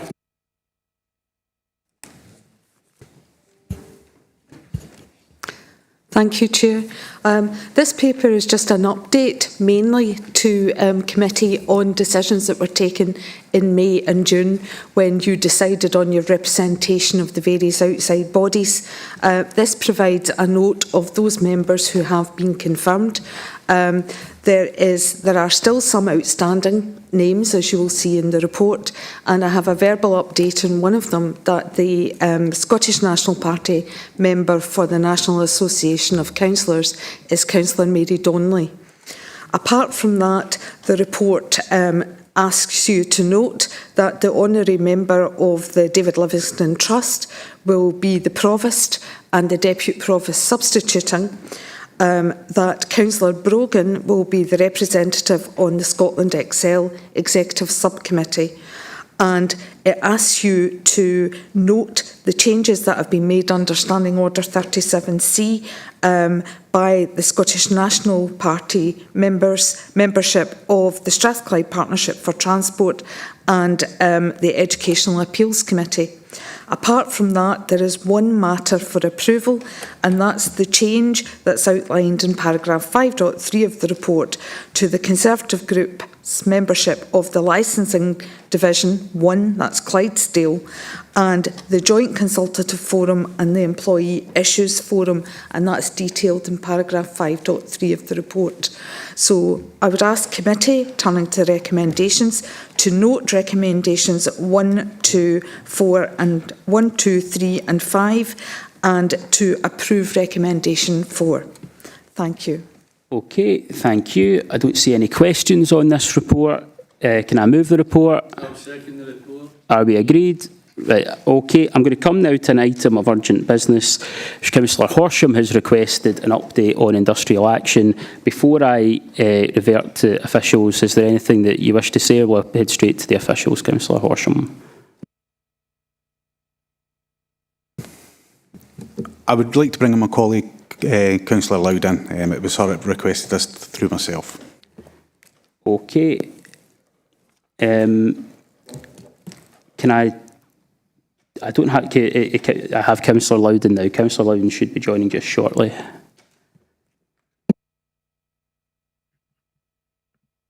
Hi, sorry about that. I do seem to have some. Thank you for taking this, Chair. It was just, as Councillor Horsham has said, an item of urgent business for just to ask some sort of practical questions and make a request. I'm sure that everyone's aware. So yesterday, on the 23rd of August, Unison and the GMB said that their members who work in schools and early year establishments will strike on the 6th to the 8th of September inclusive. Given that South Lanarkshire has been named as one of the areas where this industrial action is due to take place, can I ask that councillors are provided with an update as soon as possible on which schools the officers think might be affected, which schools and which nurseries, I should add as well, might be affected across the council area, and how and when these closures are going to be communicated to elected members and parents and carers as well. Thanks, Chair. Thank you. I'm going to revert to Kay McVeigh.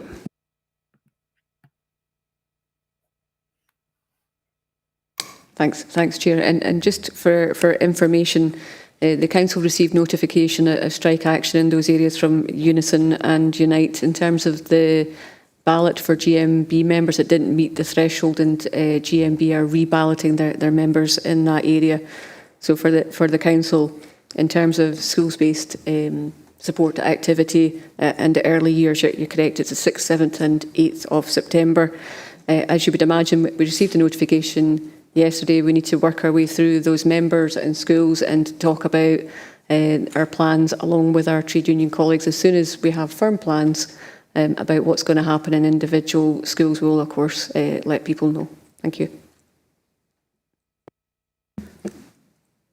Okay, thank you. So I think we have a commitment. Obviously, this was received yesterday, but as the situation develops, updates will be provided to all members. Are there any other points or questions in this item? I don't see any other questions or points in this item. Before we conclude it, there are two things. So first of all, can I just say from my own point of view, we've heard today about the financial position that the Council is in, a very sobering report, and that forms part of our response to the Scottish Government.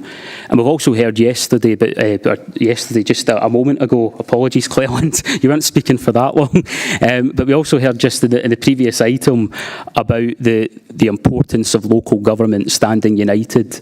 Can I just say we are now at a point where the 5% pay offer that was made, which is, according to the professional advice that we were receiving, already beyond what local authorities could afford on a recurring basis.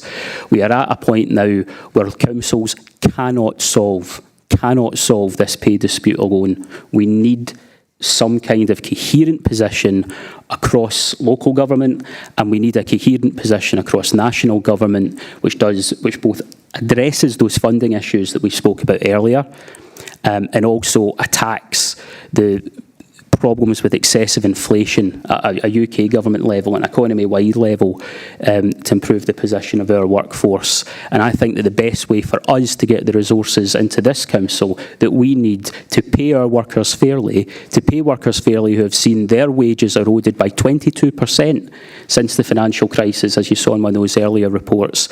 We need a concerted Scotland-wide approach to this, which means that trade unions, local government and central government have to be round the table. But thank you for the points that have been made. I'm going to close the meeting formally, but if it's all right, I would like to ask councillors to remain behind just for a few minutes, if that's all right.